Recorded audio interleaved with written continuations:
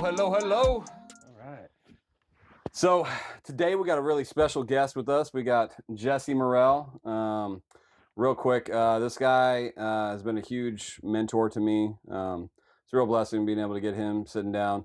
So today we're just going to kind of have a conversation. But real quick, how long have you been in the ministry? You got saved at how old? I was at the end of 15 when I got saved. So right before I turned 16, and I started my ministry right away. I started passing out gospel tracts, putting gospel tracts in all the lockers at the high school in between class. And it was funny because I used to be the school, pot dealer, and so then I became the gospel tract dealer. So you were the dope dealer, and now you're the hope dealer, huh? That's right. Yeah. So, but I started witnessing right away because I saw that, my friends weren't saved, my family wasn't saved, my school wasn't saved, and started, witnessing and sharing my testimony. But okay, so my question is like, because we've all gone through a journey, everybody that's come to Christ, and so let's step back just a little bit before then, because yesterday you had brought something to me that I never even knew about. So you were, let me just kind of preface it, set the stage. You were being convicted. You had gone in there, and you had kind of talked about this situation with like your mother, that she had visited you in jail. Was that kind of the precipice that kind of led to that? Because you're also listening to kind of music. Like, Sure. what was, I kind of want to know, like, when the conviction started before you went in. Like, because you were telling me you were listening to something. Yeah, well, I had been praying for months prior to when my life really fell apart, and I was facing like 5 to 10 years, and all of that came about. But I had been listening to different rap music. DMX used to rap and talk about God, and used to pray to God, and so I started praying to God. I remember I wrote a letter to God, asking him to take out these thoughts that I had, which were like Tupac and all these rappers. And you didn't even realize that at the time.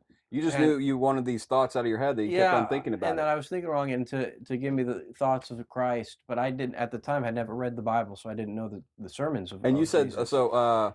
Because God can use like ungodly means to bring us out of the darkness. Because there's some people that have voices, and so like you were telling me specifically, there was a song from DMX that was going off.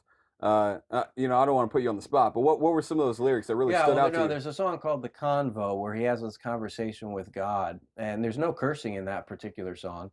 But I remember walking home. I'm 15 years old, and I was drunk and high coming home on the train tracks that led to my mom's apartment. And and I was a very violent person. My knuckles were always broken, and I had this fresh scar on my neck. And like what cracks me up is nobody would think so, because like when you look at you don't look that intimidating. But when you get up close, like you do see the scars and stuff like that. So it kind of cracks me up. Like Paul, like nobody would see him as an intimidating figure, but Paul had some scars, and so in listening to my headphones, there was a CD of DMX.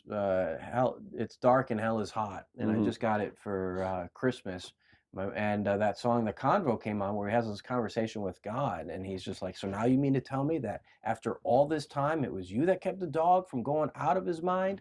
And he's just talking about God's influence throughout his life, and it just really resonated with me that God has been there speaking to me inside my mind and teaching me right from wrong ever since I was a kid. He's been watching over me, and by the end of that song, I was just bawling, but I felt the presence of God just all over my body. And there was a few times, throughout my childhood where I really felt the presence of God, and that was one of them. And so this came under the conviction, and from that point, so your mind was kind of sensitive, and then that's when you did the letter to God. Yeah, that year, I was just getting in lots of trouble. I was being, sent to the principal's office every day. That had been going on for about 2 years. And then I was getting arrested or in a fight every 2 weeks. So every 2 weeks, something, either an arrest or a fight would happen. And it just, and then my drug use was just getting worse and worse. It starts with pot, and then it starts with alcohol and cigarettes, and then it goes to marijuana, and then it goes to mushrooms, and then acid, and then some meth, and some PCP, and then crack cocaine, and things like that. So it just progressively got worse. So by the time I was the summer of ninth grade, the summer when I was 15, I'm just addicted to crack. We're stealing crack from the Latin Kings, which was a local gang that would sell it. That sounds like a really smart decision. Yeah, we were ripping them off at least, you know, I mean, it wasn't like a lot of money, maybe $100 a day, you know, Mm-hmm. because we would go there with like you could buy a little bag of crack for like $10, so you could buy like 30 bags for $300, you know, and we would go there with like $300 to buy like 30 of them, but my friend would be picking them out. He's like, "What do you think about these 30?" But he'd really be handing me like 40 or Mm-hmm. 50, you know, so we would pocket the rest. I was in the back seat of the car during the transaction, so we were stuffing things in the seats, and but probably about, you know, $100 to $200 a day worth of crack we were stealing. And I just thought, you know, here I am, 15 years old. I got my neck slit in a knife fight. I am addicted to crack cocaine. I'm stealing crack from the Latin Kings, and then I'm facing now 5 to 10 years in prison. So I realized where my life is heading Mm-hmm. is it's going to be to an early grave, or it's going to be to the mental hospital, or it's going to be prison, and or you know, or ultimately it's hell. And so eventually, what was the thing that got you behind jail? Because I know like a lot of people have heard like possibly what had happened in the jail cell, and that was I guess like the hammer that was needed to really consider your life. But I'm saying what got you in jail? Yeah, well, I had been arrested 3 times, which is, you know, ironic because I was committing crimes every day for 3 years, and yet I'd only been arrested 3 times. So the first time I was arrested for breaking a bottle over somebody's head. You know, I was a freshman, he was a senior, and that was assault. And then because of that, I was put on probation. And well, I spent a little bit of time, just a weekend, locked up in the juvie, but then I was on probation, and then I violated probation with a dirty drug test and another fight. And so Mm. I got locked up. And that second time is when I heard a hellfire preacher who preached that. So you were in juvenile detention at that time. So Yeah. you hadn't been given a jail sentence or anything like that. Well, when you're 15, that's what it is. Hmm. It's the juvenile wing of the prison, you know. And so So your your this your was, stretch was going to be how long? well, when you're a juvenile, they don't give you sentences. They adjudicate you a juvenile delinquent, and then they keep you for as long as they want. Okay. And so I think back then it was something like every 2 weeks a juvenile would go and see the judge, and the judge would review the case and decide what to Hmm. do from there. And so people would just keep going in front of the judge, and every 2 weeks they keep getting sent back because they keep getting in trouble while they're in there or whatever. So you don't get sentenced as a juvenile; you get adjudicated a juvenile delinquent, and that's what they did. And so they just review the case Yeah. as every couple weeks just to Yeah, see and where they he's can at. from there they can put you in So how juvie, long? they can put you in a halfway home, they can put you in foster care. They at that point the court is basically saying we are your parent. And Yeah. so I was adjudicated a juvenile delinquent. So And when but that second time I heard a hellfire preacher, and so that's when the conviction really okay, started. just in case nobody's heard it before, you were in your cell. You were already causing problems. You had to stay Mhm. in solitary, so everybody else got to go in. And what had happened? What was going on that like you had heard? That what was said? Yeah, well, there was a preacher who was preaching very loud from the lobby. You know, there was the way that the prison was set up is that there's a inner chamber, Okay. and that's where there was like ping pong tables. It was pretty stupid. The kids thought that they could break open these ping pong balls and sniff the air, and that they would get high sniffing the air of the ping pong balls. And so, Were you one of those guys? Be honest. I don't think I ever tried it. I thought it was kind of stupid. Yeah. But so we're like whacking the ping pong ball all hard and trying to break it. So y'all are slamming it on hard, not because you're playing, because I want to get the mini tiny high if I can get it. You get creative. But we used to choke each other out. Like you Yeah. breathe real heavily and then choke, and then that gives you like you pass out, but it's some type of experience or whatever. And so, but there's that inner chamber, and then there's the cells that go around that Okay. inner chamber. And each cell has a metal door with a little glass window. Okay, so you can still see out. They're not bars. Yeah. These were solid Metal doors. Yeah, like the tank is what they call it. Usually in like the county jail, that's where they would put the drunk, in the tank. Oh, okay. But that's what this whole prison was set up like. This is Whaley Avenue, New Haven. And so I heard a preacher who was preaching really loud from in that he was having a meeting, but I was never invited to that meeting. I had been in a fist fight a few days earlier, and they only let me out for meals and for showers, so I couldn't go to the basketball. I didn't play basketball, and that's where you would get in trouble in fights and things. So I was trying to do my time and get out.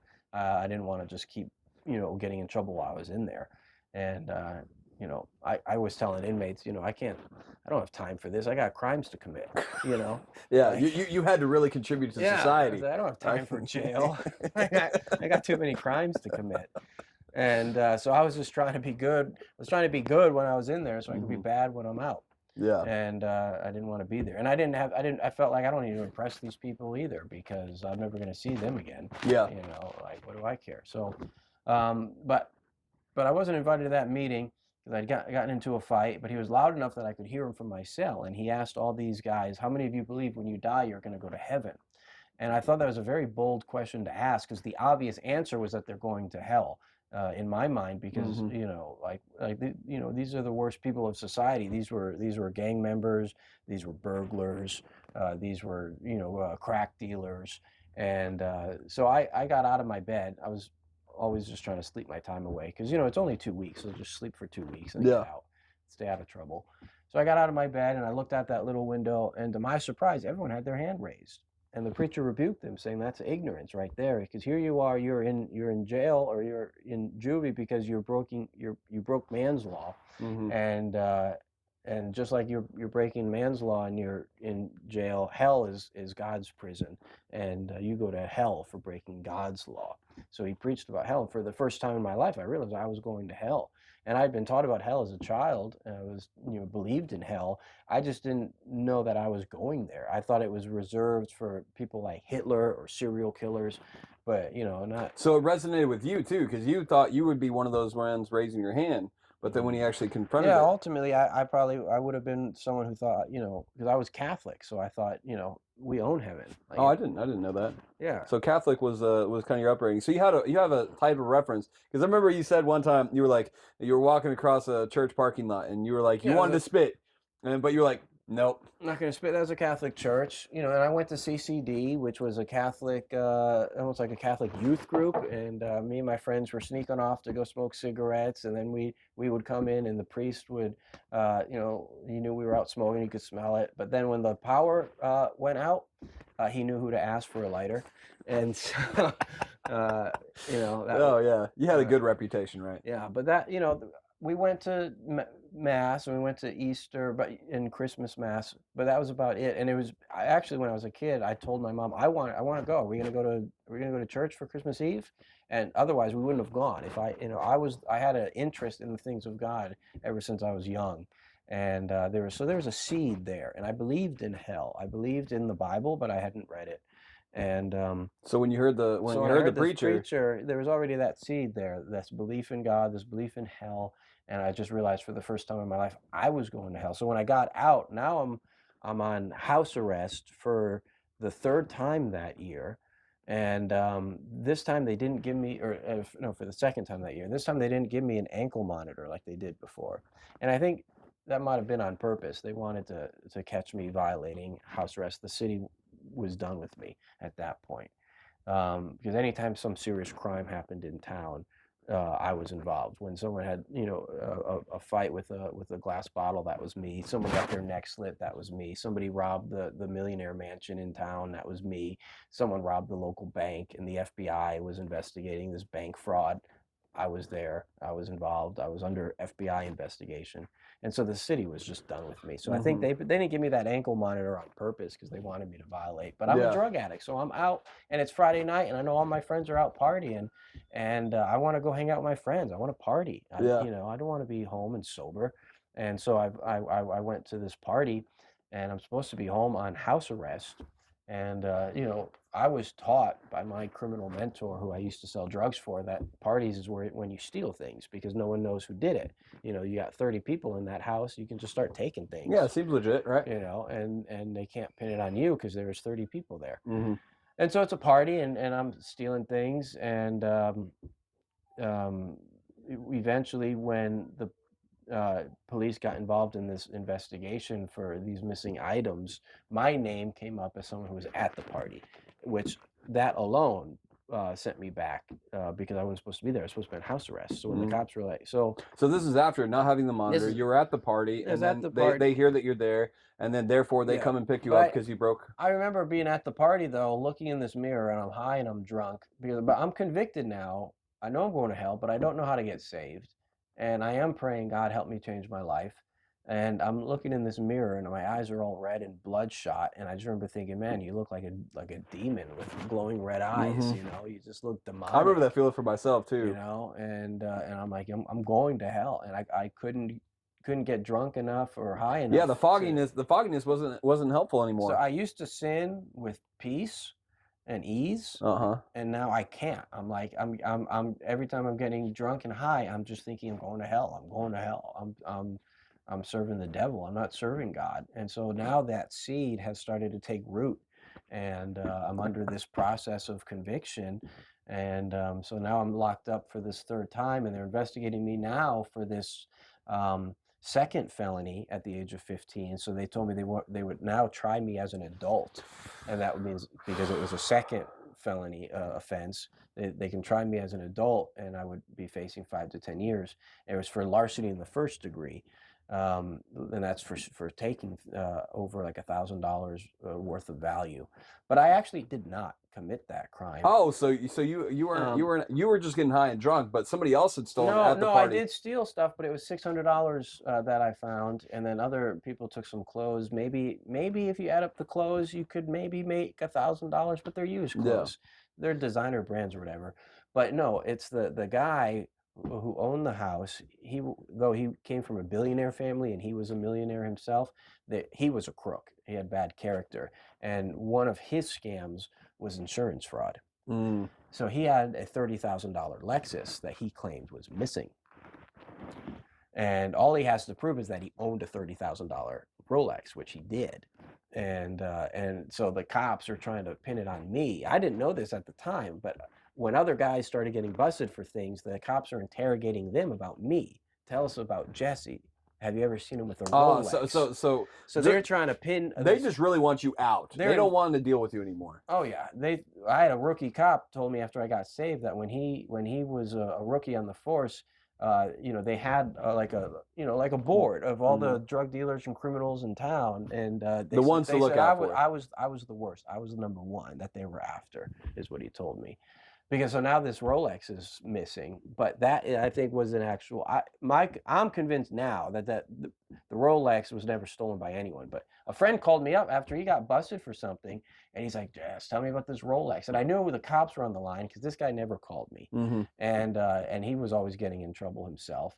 And that was the first I ever heard about it. I was like, I don't know what you're talking about. He's like, come on, nothing happens without you knowing about it. And I was like, oh, that's how I know the cops are writing the script, because we don't talk like that. And that's not true. He wouldn't think that. Why would you ask another criminal, like, oh, tell me something that you did? Like, yeah, why would you? And he told me, I just came from the police station and they were asking me about this Rolex. Tell me about it. And I'm like, I never heard about it.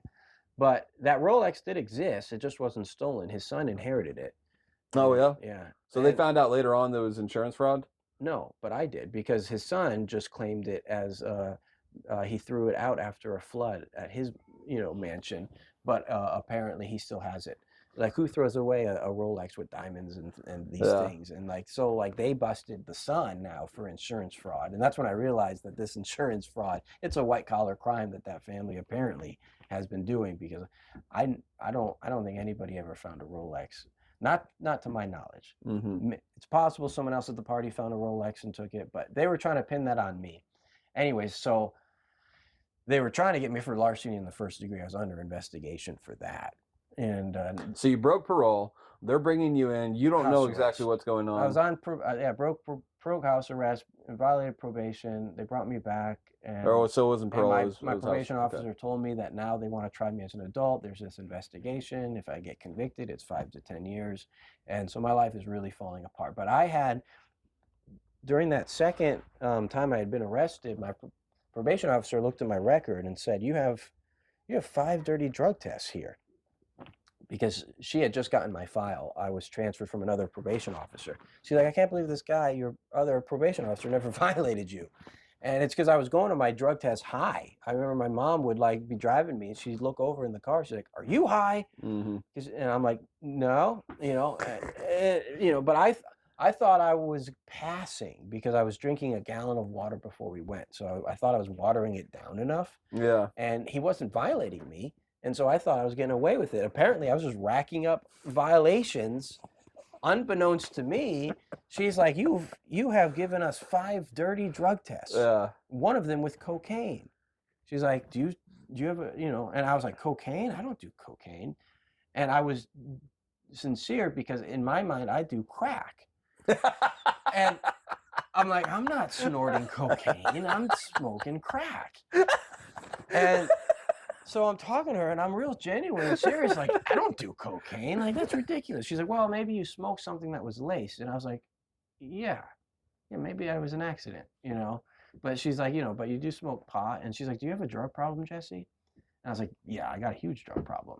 And she was surprised that I answered like that because most people deny they have a problem. Mm-hmm. But I'm like, are you kidding me? It's like, I'm high every day of my life. I can't function without drugs. I can't be a normal person and go to the movie and have fun without getting high. We can't go bowling as friends, sober and have fun. Like everything we do, we have to have drug and alcohol to have fun. Like we go bowling, we're on acid. We go to the movies, we're smoking pot before we go. Like we don't do anything without drugs and alcohol. If we're just hanging out as friends, we're drinking alcohol and getting drunk. Like I can't be a normal person and enjoy my life without drugs and alcohol. So I was like, yeah, I have a huge drug problem. Are you kidding me? Like, look, I just violated probation 5 times with these 5 dirty drug tests.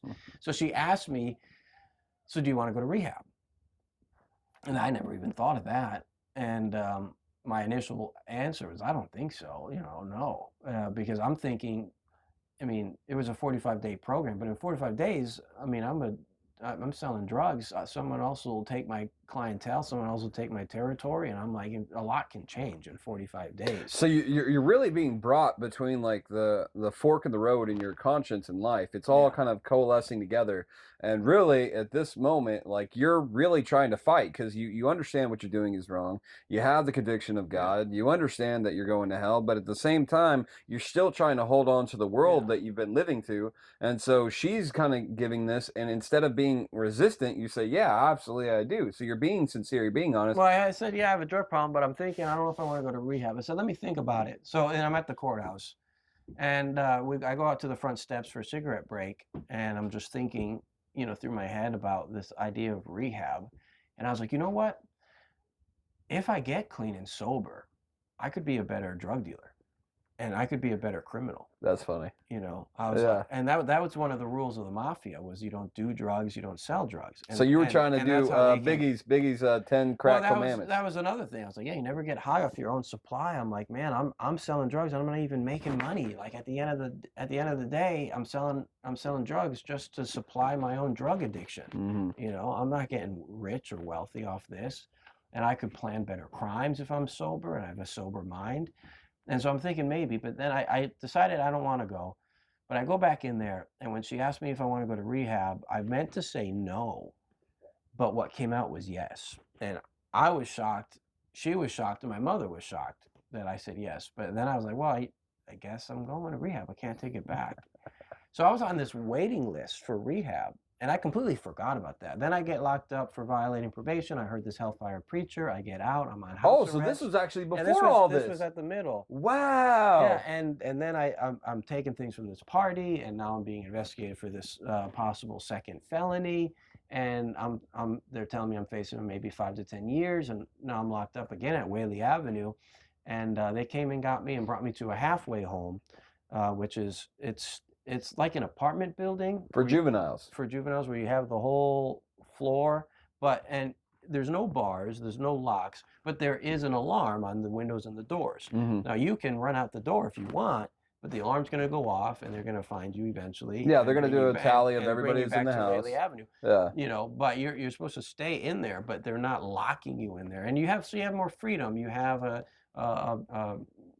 it's not really better food, but you do have better activities, and you have a better living facility. It's just a living facility. So they brought me to this halfway home. I did get into a fight there, but they asked who threw the first punch. It was the other guy, so he got sent back to Whaley Avenue, not me.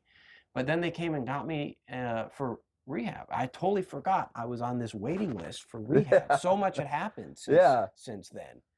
And I was like, and that was a real lifesaver. So because I was in rehab, I started to read the Bible.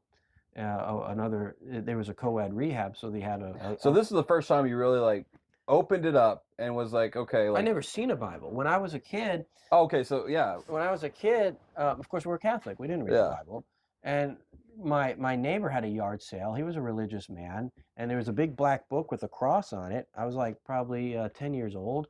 I bought it for 50 cents and brought it home. And I'm like, Mom, look, I bought a Bible. And I was so excited and flipping through it. And she's like, that's not a Bible, honey. That's a hymnal. was it? Yeah, it was a big black That's book with funny. a cross on it. I didn't know the difference. But you were so excited I because said, you thought you were getting what? It's a big religious black book, you know, and I wanted to read the Bible. And she's like, that's a hymnal. So finally, when I'm 15 years old, I'm locked up in rehab, or I'm locked up in the system, and now I'm transferred to rehab. And there's a girl in the living room of the rehab reading a big black book. And I asked her, is that a Bible? Did you approach her because she was slightly attracted to you? I'm just kind of curious where your mind goes, you know? No. No, so the whole interest. we never talked before, and she was So shocked. you just approached her because you saw her reading the Bible. Yeah, she was shocked that I would ask, and she didn't know if I was going to mock her or what. So she was kind of hesitant. I could tell. Okay. She was like, "Yeah." But you simply came over and you were like, Well, no, I was sitting on the other couch. I didn't come over. I just saw her reading a book with her. Hey, is that a Bible? And I could tell she was like, what's it to you? Why do you care? You know, like, are you gonna? And I was like, can I borrow that sometime? You know, and read it? And she's like, sure.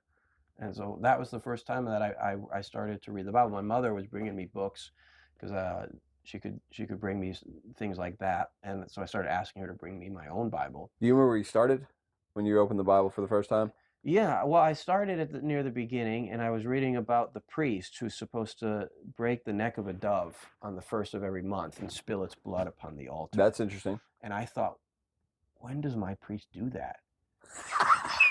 Because I go on Easter Mass and Christmas Mass, and I didn't know the priests were doing this.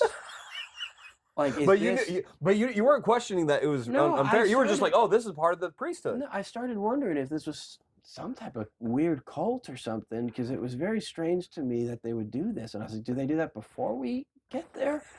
Or are they doing that after we leave? Because they're not doing that in front of us. Like, this is some secret ceremony the priests are doing, you know? And I'm like, this poor little dove. Like, and it's like the first of every month, so every church on the first of that's 12 doves a year per church. And you know, I just didn't know the priests were doing that. So I was just like, oh, some stuff's kind of weird in the Bible. But you kept reading. And there was a Christian counselor there. There was not a Christian rehab, but a Christian man who worked there, and he used to bring in Christian rap CDs to pass out to everybody. Yeah. So I knew him as a Christian man, and I'm talking to him, and I'm like, hey, what's up with the doves? Like, when's the priest doing that? And he understood what was going on. He said, no, there's an Old Testament and a New Testament. I didn't know that. Yeah. He said, what you are reading the Old Testament, which I thought that's where you should start, near the beginning, you know. I think a lot of people do that. It seemed logical, like, you know. And I was somewhat familiar with Adam and Eve, so I probably skipped ahead to Leviticus, you know. Yeah. And I was somewhat familiar with Noah. So he explained that was not a Catholic priest, that's a Levitical priest, and that was an animal sacrifice we don't do anymore because we have the atonement now. So he started to expound upon the sacrifice of Christ, the Lamb of God who takes away the sin of the world, and Old Testament, New Testament, and Christ is the fulfillment of that. And I was like, oh, wow. So I'm asking all my questions to him. Then I'm reading the sermons of Jesus. So you kind of jumped ahead after he brought up the Old Testament, New Testament. He told me, read the New Testament first. The Old Testament might confuse you until you understand a bit more. So he advised me just to read the New Testament. So now I'm reading Matthew, the sermons of Christ, and the Sermon on the Mount. And when Jesus said things like, love your enemies, to me, I had never heard that before. Yeah. You know, like people, I think, take it for granted. They grew up in church, they grew up in youth group, and these are little Bible teachings you hear in Sunday school as kids. Love your enemies and bless those who curse you. But to me, I was like, who is this guy? Yeah, like, because all the rappers you're telling is get yours, get mine. You know what I'm saying? Right. I knew, go out, like I'm gonna take them out. Men are vindictive, men are violent, and so was I. And my response was, people say you have a natural response of fight or flight. Yeah. And I never ran, so it was always fight. I did run once because the guy took out a baseball bat and I had nothing. So yeah, that was probably the smarter choice. I wasn't gonna run. I was gonna fight him, but my friend was like, "No, let's go." And so I was always fight or flight, and now there's a third option of love your enemies. And so I knew what Jesus was preaching was not of man. It was, to me, totally out of this world. And if anything was the will of God or the teaching of God, this was God. Love your enemies. Like, that is godly. That is an attribute of God, a benevolent God. So I started reading more about Jesus and his sermons and repent. Unless you repent, you will perish. And then he said, unless a man is born again, he won't see the kingdom of God. And I was taught born again Christians were a cult. Stay away from born again Christians. That's what Catholics are taught. And that's what my mother was taught. And that's what my mother taught me. And so here I'm reading Jesus said, you must be born again. So that's when I really was like, I can't just rely on the Catholic Church to feed me or teach me. We had never even read the Bible in Catholic Church or CCD. And here Jesus says, you must be born again, which contradicted what I learned from them. And so I just realized I needed to read the Bible for myself. That Christian man that was there, when I'm talking to him, asking him questions, I think at first he assumed I must come from some type of Christian home. Because you're asking questions that normal people don't normally ask. Aren't, yeah. And then, but so he asked me, he's like, Jesse, have you ever said the sinner's prayer? And I was like, what? The sinner's prayer? I was like, they call it that? The sinner's prayer. I was like, that's kind of offensive. Like, you guys actually call it the sinner's prayer. This is the prayer for sinners. Yeah. But I was like, I told him, I was like, man, if anybody needs to say that prayer, I need to, like, what is it? And he said, so he told me, it's when you ask God to, give you a new heart and to come into your life. And so I prayed many prayers, but I never had asked God for a new heart before. And now I read, and it just confirmed what I read, what Jesus said, you must be born again. So I go into my room alone. It was not like a repeat after me sinner's prayer, but it was the prayer of a sinner. It was heartfelt. It was the prayer of a sinner asking God for a new heart. And I went down and I asked God to give me a new heart, make me a new person. And I went down with one heart and mind, and I came up with another heart and mind. And that was the transition. You had decided to take the right path on that fork in the road. That was the real crisis moment. And at that point, it was a revelation. My eyes were opened, and suddenly, the whole world was different. Now I'm looking at everything through the paradigm of temptation and sin. It's not, I just want to hang out with my friends and have fun. It's that this is temptation and sin that's trying to ruin your life and damn your soul. Yeah. And so, living holy became a whole lot easier when your eyes are open like that, and you start to see, I'm like, man, that's demonic influence. That guy looks like might be full of demons. He's trying to tempt me to do this.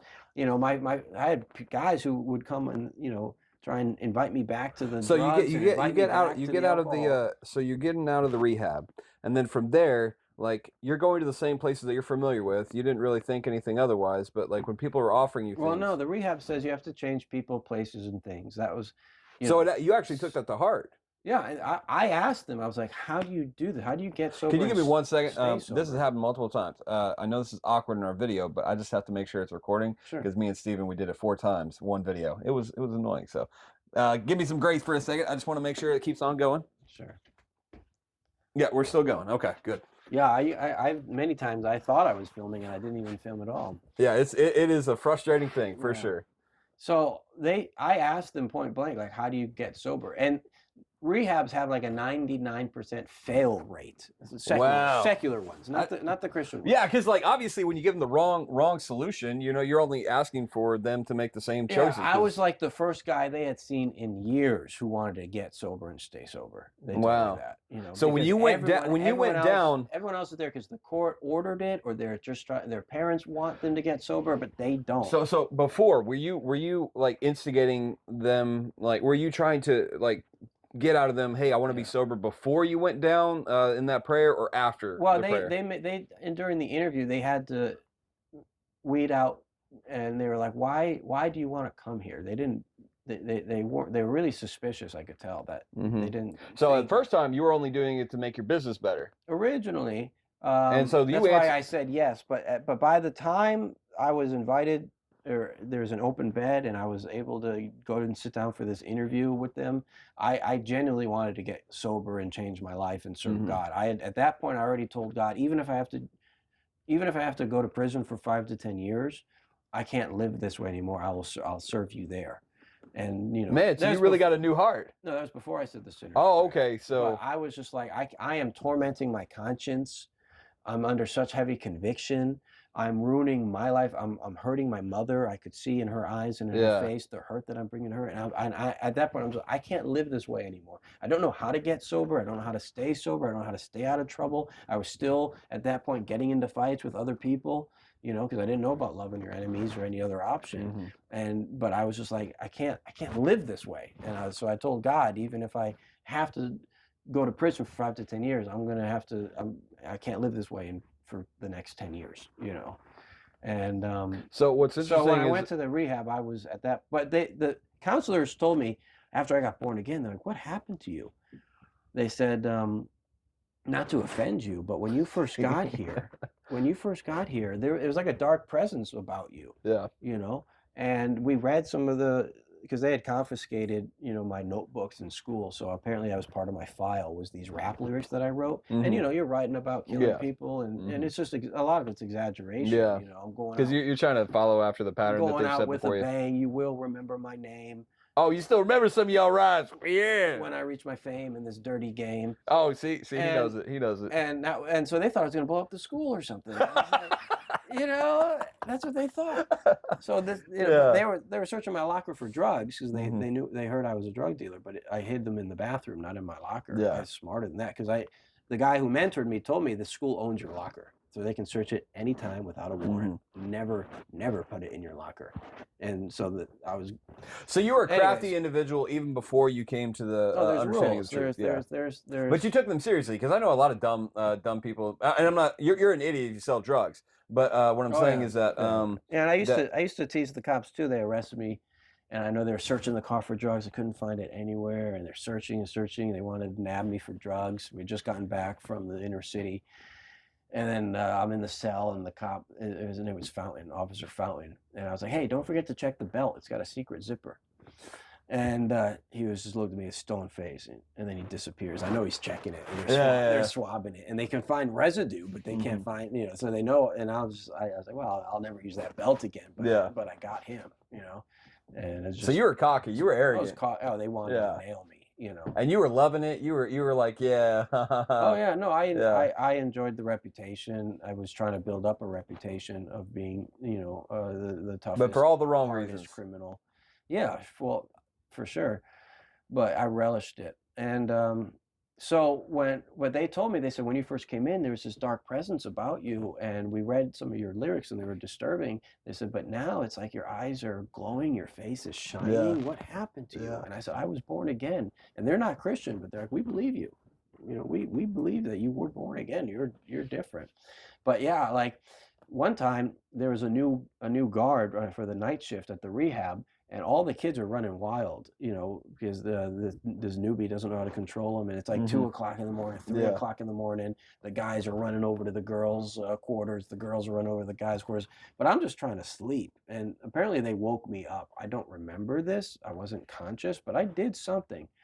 And then the next day, we have a living room meeting, and you're supposed to share is there anything going on, anything that we need to talk about? It's just an open question. And so I thought it was my friend, and he raises his hand. He's like, yeah, we need to talk about Jesse's demons. And everyone's like, yep. What happened? What happened? And they're, because I don't know what happened the night before when they woke me up and they disturbed my sleep. I convinced them that I had demons. So you lashed out. You were crazy, huh? Yeah, I must have. And that's true when someone wakes me up when I'm sleeping. Not anymore. I don't know if you know, I put like some foundation for my wife because I got a black eye. I tried waking him up earlier this morning. Oh, I'm just messing with you. No, my wife has a story too, waking me up when we were younger, and I didn't wake up well because in my dreams I'm You dreaming. didn't hit her. I just want to make sure But that you know, I used to. he My didn't mother hit her. He just got scared. Yeah. Right, I was startled, and Yeah. it scared Because like her. yeah. But back then, my mother told me I used to cry in my sleep, and she would hear me crying, and she would go to wake me up, and I would wake up swinging. I remember one night I woke up just startled from a dream, and I realized I've been punching the wall. And I broke the drywall because I would swing and fight in my As a sleep child, you were deeply disturbed. because someone slipped my neck and they were so I'm dreaming about people trying to kill me and and I'm fighting in my dreams and so I was disturbed and kind of like a wicked man just doesn't have rest or peace. that's Anywhere right. he goes. I didn't have any peace and rest, and so but he told me, he's like, yeah, he told the group, we need to talk about Jesse's demons. Yeah, and I remember overhearing someone once, and these are tough kids. You got black kids, Hispanic kids, rough kids, and I'm just supposed to be the white guy, and they're not used to white kids. Yeah, they're not used to white kids. You're usually thinking he's a tame. They like white guys in multiple groups. They'll say he's the crazy one, but he's harmless, but he's a crazy one. They're not used to white guys being tough guys. And but I overheard them in the bathroom. These boys were like, "Who do you think the toughest guy in here is?" And they're like, and they didn't know you were in there. And one like Hispanic kid was like, "Oh, it's me." And everyone's like, "No, it's not you. It's Jesse." They're like, and he's like, "Why?" He's like, "Have you seen his knuckles?" Because back then my knuckles were always swollen. Yeah. Because they never gave them time to heal, but they looked big and bulgy and broken. Right. Yeah. Literally, my bones were. One time, I broke my knuckle so bad it had like a big crater in the middle of it. Like I could put my finger in it, and I had to get into another fight and break it again, just so it could heal better. And it healed better the second second break. But I never broke my hand. Usually people would fight and they don't know how to punch, and they punch with these two knuckles, they break their whole hand. Yeah. I knew to punch with these two knuckles. I had some martial arts training, and but you punch so hard you still break the knuckle. Was it from the Bruce Lee movies? I got some martial arts training from them too. Yeah. No, I was trained by a world champion. His name was Ralph Bergamo, and he learned how to fight in Korea. But he said, that's jungle fighting where you kill, it's warfare. And so every sequence of fighting that he taught us ended up with you snapping somebody's neck or gouging out their eyes. Like, it was vicious. And he always used to tell us. And so he taught kids. He's like, never used, I know, he's teaching 13, 14-year-old kids. But he's like, never use this stuff. And if you ever get into a fight on the street and you use this and the cops come asking me questions, you were never my student. I don't even know who you are. But this is self-defense if someone's trying to kill you. Yeah. So he taught it to us. And so I never gouged out somebody's eye or broke their neck. But like basic maneuvers of how to use your hands was a little bit better than most of the kids just act off of passion. I had an intelligent way of selling drugs. I had, and I had an intelligent way of fighting. But the whole time, it's through the idiocy. So if the guy was bigger than me, I'd use a glass bottle or a weapon. One time we were sitting in a room that had multiple chairs, and there's this kid. I was the freshman who would fight seniors, and they were much bigger than me. But I was like, if I just pull his chair back and cock it back on that leg, then I can get him in a headlock and throw him in that crack, and then just start pounding on him, and he can't move. And so, it was an intelligent, thought out. And I remember when I was locked up, one of the guards, when we were at the basketball courts, and I said, I want to go back to my cell. So she's walking me back to the cell, and she's like, I know what you're doing. You're trying to stay out of trouble. You're trying. Oh, they could recognize that. And they knew right away. They're like, nobody asks to go back to their cell. Yeah. They're like, you're intelligent. But they see my record. I'm a violent drug dealer. They're like, this guy's breaking bottles over people's heads. He's selling drugs. The FBI's investigating him for bank fraud. They're like, you're like the most serious criminal in this juvenile center. No one else has any of these types of violations. Because usually it's like a dime bag or something, like they maybe robbed somebody for a moment. Right. But nothing was consecutive. I was making a career out of crime. Other kids were just getting busted for goofing off and being dumb. Yeah. I was making a career, and that was my aspiration in life, was to be a career criminal. And but she said, you're the type of criminal I'm afraid of. This is what she told me. She said, because you are, what's it called? You know, the difference between manslaughter, like accidental manslaughter, involuntary manslaughter, and murder is calculation. You know, that you are calculated. This was premeditated. That's the word. Why are you staring at me so harshly That's the when word. you're saying premeditated? Premeditated. And so, you know, I was a premeditated criminal. That was the difference. Other kids were not premeditated criminals, you know. And where was I going with that? But anyways, back to the rehab, changing people, places, and things. That's what I asked them. How do you actually get sober and stay sober? And they said you have to change people, places, and things. So after the 45-day program, I said the first thing I'm doing when I get out is go to an NA meeting. That was Narcotics Anonymous. So you were intentional even after without like I was the push or something like that. You were serious. Oh, no, yeah. At that point, I had said the sinner's prayer, and I was reading the Bible, and I told God, I'm like, I had been listening to rap music to learn my philosophy of life. And you weren't even aware of it. I was listening to rap music, and I was quoting rap lyrics like they were scriptures. That was the type of person I was. And to me, because those are the people you looked up to. Right. They were the figure that, like, you know, had authority, and you wanted to implement what you saw as, you know, the right way to go in the sphere that you were living. But now you were showing something that was better, and you knew that it was disgusting, that lifestyle. And so now you saw Christ, and so you were going forward from there. I told God, you know, I'm going to read the sermons of Jesus and just dedicate my life to following him and obeying. I'm going to just obey. I'm going to obey whatever I read. I'm going to just do whatever he says. You know, because I realized other people I used to see on TV about, you know, there was a Catholic channel, but I'm like, there was some missionary in some island taking care of the sick and the dying. And I'm like, these are people dedicating their life to what they believe is good. Like, they're doing what they think is good. But me, I'm doing what I know is wrong. For your own, like, I know it's wrong. Entertainment and enjoyment. Yeah, and I'm dedicating my life to trying to make a career out of things that I know are wrong, you know. And so I went from the dark side to the light. To now I'm dedicating my life to everything I know is good, to do everything that I know is good. So first thing I did when I got out was go to NA. So I was like the only 15-year-old going to these Narcotic Anonymous meetings, and AA too. If there was no local NA meeting, I'd go to the AA meetings. And, you know, I'm seeing these adults. I'm seeing the parents of my friends. Oh, you know? Really? Yeah. And they're and it's supposed to be anonymous. So now they're embarrassed. They're like, that's my son's friend. You know? Were they saying that out loud, or were they kind of keeping it to themselves? I saw like the wife. I was seeing people's wives and girlfriends, but they're, you know, they're in their 30s and 40s. They're adults.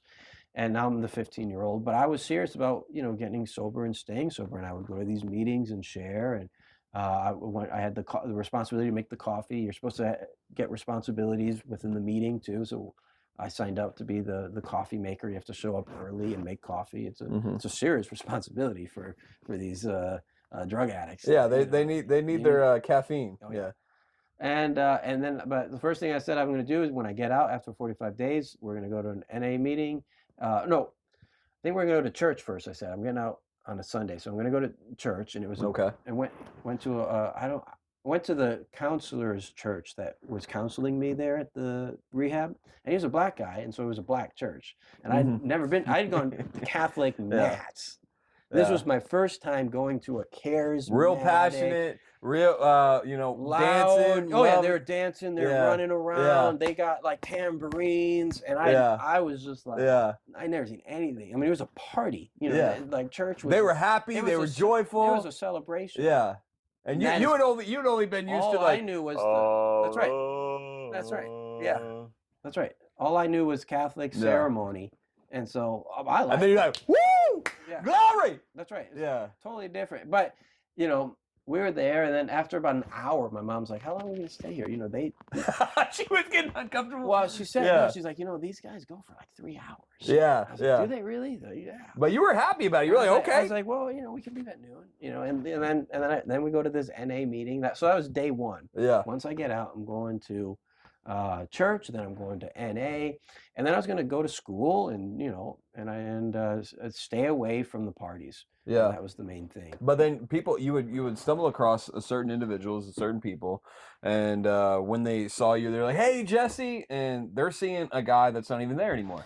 Yeah, that's right. People would talk to me, old friends, and I could tell that they had no comprehension that I was born again. Like they're trying to talk to me like I was still the old man, Yeah, you but you're know? not cussing. You're not saying. Right. No, You're now keeping your I'm not. speech. That's right. And now, and Well, how did that awkward feeling? Because there was probably like a friend or two. Because I can remember me when that happened. Like you probably had one encounter that like kind of stands yeah. out above the rest. Yeah, Like well, you. it was weird that somehow I realized my friends knew more than I thought they knew. I thought they were like me, that they were ignorant of God, never read the Bible, and didn't know anything about born again Christianity, Yeah. But apparently some of them knew a whole lot more. Maybe their parents had been preaching to them and they had been living in rebellion, to hang out with their friends, party and drink. Like they knew more about the things of God than I Yeah. thought they did. I thought that they were like me, and if I would just tell them all these Yeah. things that I've Right. learned, Right. that they're gonna love it, because that's Yeah. what I had been looking for my whole life, and they just wouldn't have it. One of my friend, he sat down next to me in class, and I thought, oh great, I'm in class with this guy. We're So friends. you're back in high Back school in and school everything. now, and I'm Yeah. like, oh, I got at least one friend in class, and he came and sat next to me, and he's like, so you believe that like we're going to hell because we drink and smoke? And I was just like, how do you know that? So I didn't say that, Uh-huh. but I was like, yeah, that's what I believe. And he was like, man, I liked you better when you were a crackhead. That's what he said. And I'm like, I thought, like if you guys are really my friends, you should be happy I'm doing Yeah, better. right? Like, didn't you see my life? Like, I was worse than all of you guys. You guys are just smoking pot and getting drunk. Yeah. I was getting arrested, facing 5 to 10 years, getting my neck slit, smoking crack. They didn't smoke crack. It was Yeah. I was doing that with They were older just smoking kids. weed and They're cigarettes smoking weed and getting drunk. maybe some shrooms And from time to sleeping time. with girls and Yeah. shrooms. That's right. And but I was like, a criminal and ruining my life. And I thought maybe they would be happy I was doing better. Some of them were, but most of them were not. Some of them came to my baptism. Oh, that's cool. And and I could tell some of them were on the fence where they were like, and one friend even told me, he's like, I'm a stony ground hearer. What does that mean? Like the sower goes out to sow. Oh yeah. And some seed lands on stony ground. And he knew it. And it just can't take root. And he said that. He told me because he had read the Bible when he was locked up too. So he said, I'm stony ground. You didn't get jailhouse religion. You got real like. And what's interesting is that earlier I was thinking about Romans 7. So that was the man before you went to rehab. You were wanting to do good, but like at the same time, like you didn't know how to do good because you weren't following the Spirit. You weren't following the Word of God, and so you were a man left with your own natural like inclinations. And while you felt bad, you were seeing yourself. You were like, I'm going to hell, and like I don't want to be this way. But then when you actually went to the rehab and you got the Word of God from the woman, like what I'm saying, you were able to read it and you were able to see the scriptures, and somebody was able to kind of guide you through it. All of a sudden, the Spirit of God came on you, and you got that new heart, and now you hated it. You understood to hate it, and you probably tripped Yeah, I up. used to say that the way you're born again is the things you used to love, you now hate. Yeah. And the things you used to hate, you now love. And that's the man in Romans 8. He's Right. got the Spirit of God now. He's got a new heart, a new Right, mind.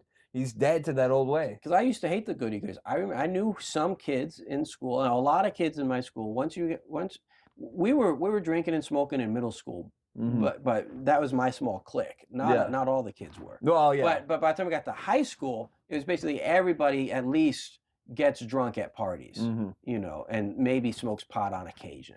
But there were some kids who were straight edge. They did not drink. They did not smoke. They didn't, have sex outside of marriage. They didn't, and I hated the goody goodies. And I just, this unrighteous hatred. And I didn't even know why. It was just it just irked me so much inside that this kid doesn't drink, Yeah. I know that feeling. Yeah. And it doesn't make sense, but I used to hate the goodies. And Because there's a sense of like that in your head, they think they're better than me, right? And you don't even aware of it. It's a reflection on them, and it makes them, it was it apparently convicted me, for that. I want to feel like this is natural and normal. Yeah. Everybody does this. This is normal. It's like you don't. So it's like, which one of us isn't normal? And it's like, you're not normal. I hate you. Yeah. But so when I got saved, I became, straight and sober, and I'm the goody now, and the holy roller, and the animosity that I used to have for those people now friends of mine have that type of animosity towards me. And it's so strange. And it's, yeah. And I was like, man, I thought we were friends. Should be happy we're doing well. Yeah. But there's this tension and this animosity. And then, but unless I backslid, because I would, in those early, when I was getting clean and sober, I would get invited to go to parties. I'd say no, no, no. And then I'd be fine. I'm just going to come say hi to you guys. Okay. I'm here. I'll just drink 1 beer. Okay, I'll drink 2. Okay, I'll drink 3. And then I'm drunk. And they're like, Jesse's back. And, and now they're like, happy. Yeah. And I could tell they're like, yeah, Jesse's back. But then I'd wake up convicted the next day, and I'm like, I'm going to hell. The Bible says drunkards won't inherit the kingdom of God. I get right back into the Bible, right back into church. There was very short-lived relapses in that early years. Because it just gave you such a disgusting. Then I got to go back to NA and AA and get a new keychain. Because you got 30 days sober, 60 days sober, 90 days sober. But you were taking it seriously though, because as it came forward, you just didn't want to be. You just hated that weight because it wasn't there before. You weren't aware of like why you felt so negative, why you felt so depressed, why you felt like you had to go in there. But now you were aware of it, and it also made it feel bad as you were taking it upon. And you were like, I don't want to feel this way. I don't want to have this crap anymore. Yeah. So I went from hating the goodies and feeling comfortable in my sin to being the poster child, to being very uncomfortable and convicted in sin and feeling really good when I'm living right and living holy.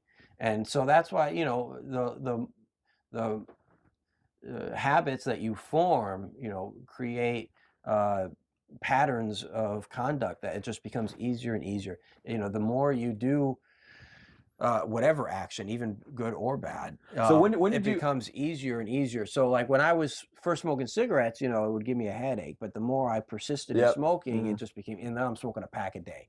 And when you're first getting clean and sober, you're really fighting temptation on a Friday night. That's when I know all my friends are out partying. It's Friday night, and that was a temptation. But now it's like Friday night, I can go out street preaching in front of the bar, and there's no temptation for me to go in. But before that happened, so you went from believing, and you weren't saying anything because your friend had said, "Oh, you believe we're all going to hell." So what moved you from the moment of like, like how do they know this to be like, you know what, I'm gonna make it known to everybody? What was that happened? Well, again, I thought everyone was like me, that they just didn't know, and that I just needed to tell them, and they would receive it and be born again. And that's why I had a problem with Calvinism in that church that I joined.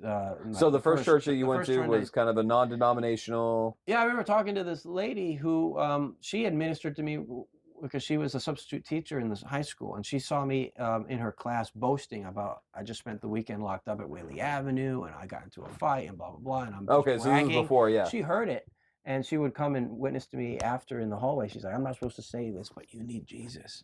And, oh, praise God for her boldness, right? So I joined her local church after I got saved, but that church had a Reformed background. So I was talking to her one day, and I was like, I don't understand why my friends don't choose God. Yeah. Why and her answer was, and she was like, you didn't choose God. God chose you. And she was like indignant that I would, and I was just like, what is this? Like, I'm not trying to be boastful. I'm not trying to be proud. It's just it hurts your heart. I'm just like, man, I wish my friends would choose God. You have that heart of Christ that want to see them redeemed. So I could not accept the idea of Calvinism that God chose me but not them. And you didn't even know those terms. You just heard what she had said, that response. Right. I was like, no, I just want my friends to be saved. And she thought it was arrogance on your part, but really it was like the heart of Christ being poured out. It's like you want everybody to taste this goodness that you're experiencing. You want everybody to be free from what you got set free from. Right, and that's just that Calvinist indoctrination that if you choose God, you have something to boast about and you're proud. And I was just thinking, it's that my friends can be saved, and they just need to choose the light and choose the truth. So you started. Okay, so what? And I couldn't believe that God wanted me saved and not them, because that's stupid. Yeah. Because then I'm more loving than God, because I want them to be saved, but God doesn't. Yeah, that's ridiculous.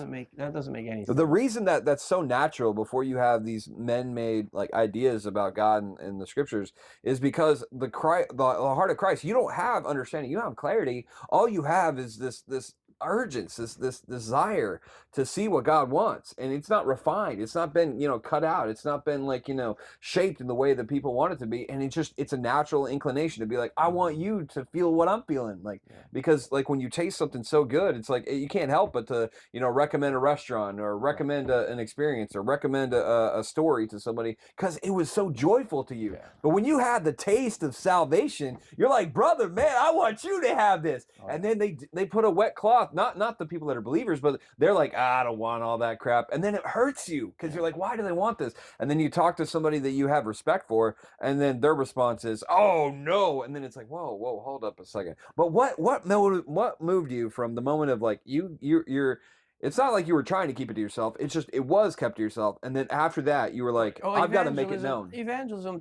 was natural. I was like, man, I got so just saved. one day you just started. God did this great thing in my life, and I want Him to do great things in everyone else's life.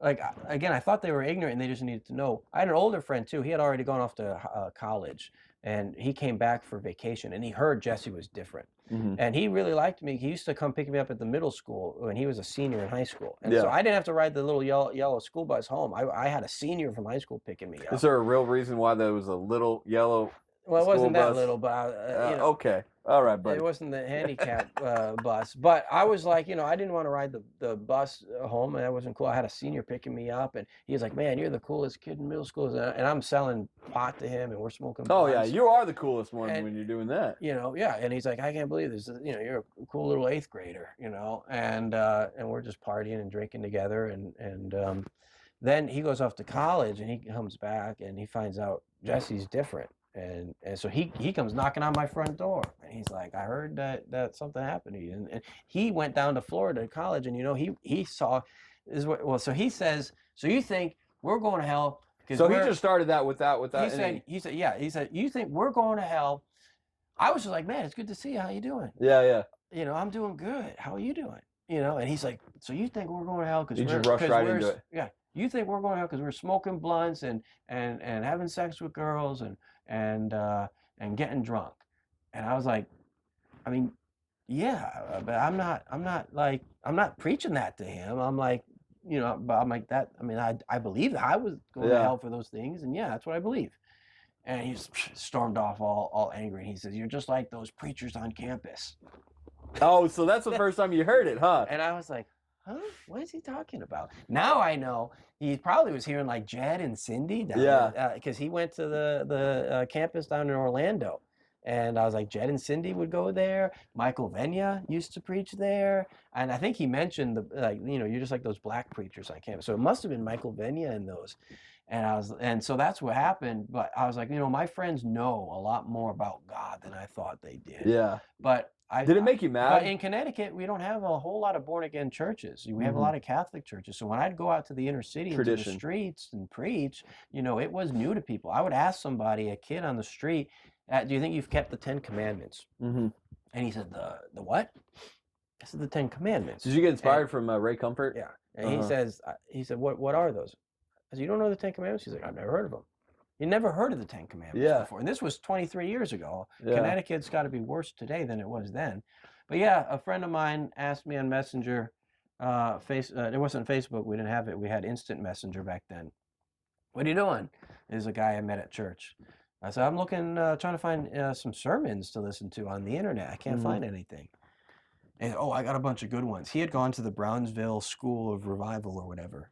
I don't even know what that is. He went to the Brownsville Revival. They had a Bible college, and he had done a year there, and he had a whole CD of like Michael Brown, Ray Comfort, and a bunch of other powerful preachers. Because Ray Comfort went and preached at Brownsville. Oh yeah, people don't know that. And so I heard Ray Comfort for the first time, and he mentioned. I liked his message a lot. I think it was probably Hell's Best Kept Secret, and that was awesome. And that made sense to me because I got saved through like a hellfire preacher. It wasn't like I wanted to get healthy, wealthy, and wise. It was that I'm going to hell, and I need. You saw your personal responsibility. It was salvation in light of eternity, and so I liked his message a lot, and I started researching him more. And I went to his website. He had these really cool gospel tracks. Yeah. So I started passing out his tracks. I did a big order. I used to order almost every week. Man, so you're spending you used to spend money to be able to get drugs that, like, destroy people's lives. You didn't even think about it. You were just lifting for yourself. And now you're spending money. You're trying to get something to give the Oh, yeah. greatest gift ever to anybody you can Oh, yeah, I receive. read all of his books. I ordered all of his CDs, or he didn't have CDs, he had cassette tapes. Yeah. And then all of his cassette tapes, his little tapes too. And in one of his cassette tapes, he mentions open air preaching. And I was just like, but he didn't expound on it. And I was like, what is that? Is Yeah. that what it sounds like? Like just preaching out in the streets? I was like, that stirred something in my spirit. Yeah. From the first time I heard it, I was like, yes, that's what I want to do. I just didn't know if anyone ever does that. Like, that was like, it resonated with the passion in my spirit of just standing up and preaching. Yeah. And I remember talking to a lady from church once. I was like, man, I wish, like, do you think anybody ever, like, just travels, like, from town to town, city to city, just preaching? Like, I would like just get an RV and just travel and live on the road and preach. Like, that's what I think we should be doing as Christians.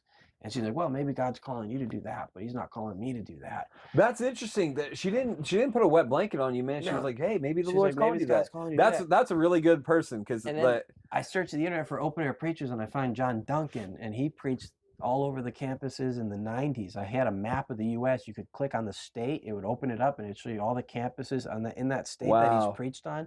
You click on it, and it shows you all the pictures from that campus. So we had this awesome photo gallery, and he's just standing up in the middle of a campus on a bench and got like 300 students just listening to him. And I was like, that's awesome. And I called him up, and I was like, man, and I told him about, like, I just want to, like, I just want to buy an RV and travel and preach everywhere. And he's like, man, you're describing my life. Yeah. So God connected me with the right people at the right time. And so he like, what's really great is that he was accessible at the time. Like, there's a certain stance where you can't answer because you got family and friends and like that. Yeah. But he was willing to, like, take a random call stranger, and then you're like, hey man, I'm excited about, like, this is what and he would kind of mentor me over the phone and talk to me. I got to go visit him a few times in Georgia. And he had been mentored by Jim Gillis, who had been mentored by Jed Smock, who had been basically mentored by Holy Hubert. So there was this campus preacher lineage there. And I had seen Ray Comfort preach on campus, but it wasn't until I found these other campus preachers that I really saw the possibilities that you could just travel and preach on. So he made what was, like, possible, like, in a clear picture of what could be. Yeah, but I started street preaching because of Ray Comfort, and I would go out to the bus stops and go into the inner city, and then I started going out to the nightlife and preaching in front of the bars and preaching in front of the clubs. And then once I found these other preachers that were doing campuses, and they didn't have all the money trivia and magic tricks, they were just hellfire preachers, and I was like, that's what I want. Yeah. I don't want these money trivia and magic. I don't want to be a street performer. I want to be a street Because there was that one guy, preacher. I remember you told me there was one guy that had said something, and he, all of a sudden, you went from, like, doing trivia, and then you went to preaching. And then what did he say to you? I don't know who you're talking about. So I remember you saying something to the effect of, he's like, that's a bait and switch. Oh, there was a girl. There was a drug dealer. She was a girl. It was a girl. She ended up getting saved through my preaching. Oh, yeah? Yeah. You don't hear about this. That's why I like having these things. You know what I'm saying? Because there's more fleshed out details. I used to go to the same park in New Haven, right next to Yale University, actually. But it's downtown New Haven. It's the New Haven Green, and I would preach. And there's a lot of street people there, homeless people there. And of course, giving away money, brings them in. So I gathered a whole crowd of, like, homeless people, and I'm giving out money trivia. Then I start preaching, and she's like, that's bait and switch. Apparently she had even grew up in like a Baptist church, but she thought I was just giving away money doing trivia, and then suddenly I'm preaching. But I got talking to her one day, and I was preaching, I had a little crowd, and I'm going back and forth with her with the commandments. And she says to me, preacher, if what you're saying is true, then I'm going to hell. And I could see tears were going down her face. Yeah. And I said, you are going to hell, but you don't have to, because Christ died for you. There's a way for you to escape. And she knew my testimony too. I heard her preach when I was locked up, and I used to sell drugs. Her friends were laughing too at her. And but I used to see her every day, because I would go out to the inner city every day and preach. And then I stopped seeing her after that. And then 3 months later, I'm at the bus stop preaching, and she says, preacher, do you remember me? And I was like, yeah, where have you been? I haven't seen you for like 3 months. she says, you don't know this, but remember that time you gathered us together and you were preaching? And I was like, I know exactly what she was talking about. And she said, well, you didn't know this, but I was the drug dealer for this park. And then I clicked why her friends were laughing at her when she said, you know, I'm going to hell, because they knew who she was and what she was doing. I didn't know. And she said, well, that night after you preached to us, I had all of my drugs stolen and all my money stolen at gunpoint. Yeah. And she thought, I thought I was going to die. I thought he was going to pull the trigger. He put a gun in my face, you know, and I thought God sent me a preacher. I didn't listen, and now I'm going to die and go to hell. Wow. And she said, he stole all my money, took all my drugs, but he didn't kill me. And I called the guy I was working for, and he said, well, it's no problem. I'll come bring you some more. And she said, I used that as my opportunity to get out. And I said, no, I don't want any more. I'm done. I'm out. And she said, I went home to my mother. And her mother had been, I guess, raised her in a Baptist church. Mm-hmm. She was in rebellion to her religious the upbringing. light that she had. Yeah. And she said, God is, I read my Bible every day. I go to church with my mother. She said, my life has changed so much. Nice. DCF wants to give me my children. What? She had two just children. within 3 months. That's crazy. She had two children that were taken away from her. And now she's clean and sober and doing so well that they want to give her children. Wow, that's amazing. And I was like, praise God. That's awesome. And so families are being restored. Drug dealers are repenting. And I want you, like, just for a second, if you thought, like, if you just told them God loves you just the way you are, and, you know, like, she wouldn't have been convicted. She would have thought she might have gone to heaven. But she saw like the dichotomy of, like, I am not in his side, and I need to be right with him. And because I didn't get saved that way. And that's the thing. A lot of kids are growing up just in youth group and Sunday school, and all they're taught is this mamby-pamby childhood Christianity. Yeah. Jesus wants me. And it's appropriate sometimes, but if that's the only vision that you see. But when they, you know, if you read the Bible, it's a lot more aggressive than that. Absolutely. And I was an aggressive person before I got saved. I got saved by a hellfire preacher who came to our prison when we were locked up, and he told me he shared his testimony. I remember that he used to be an inmate at Whaley Avenue in the adult wing. And then he got saved and born again. And so I remember hearing his testimony, thinking, man, I need, that's what I need, but I don't know how to get what he's got. But I got saved through a hellfire preacher. It's interesting, though. I was invited to speak at a church in Kansas City to teach evangelism. They wanted me to come and teach, and they're a street preaching church. And then I find out, and they're like, "Where are you from?" I said, "Oh, Connecticut." They're like, "Oh, we're from Connecticut too originally. What part?" And I told them, well, I started my ministry in New Haven at the New Haven Green. They're like, "We're from New Haven." What? And yeah, that's what they said. And this is a black church. And I told them how I got saved. There was this black preacher that came and preached at Whaley Avenue. And they said, my cousin used to do that. And I said, he had a testimony. He got locked up. Like, yeah, that sounds like him.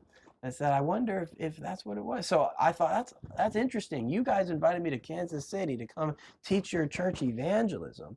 And it's quite possible I got saved by the evangelism of your cousin. That's crazy. How recent was that when they told you that? Just a couple of years ago. Because I remember when you told us, like, I may even never see him again. Yeah, I don't know who the guy was. He never saw me.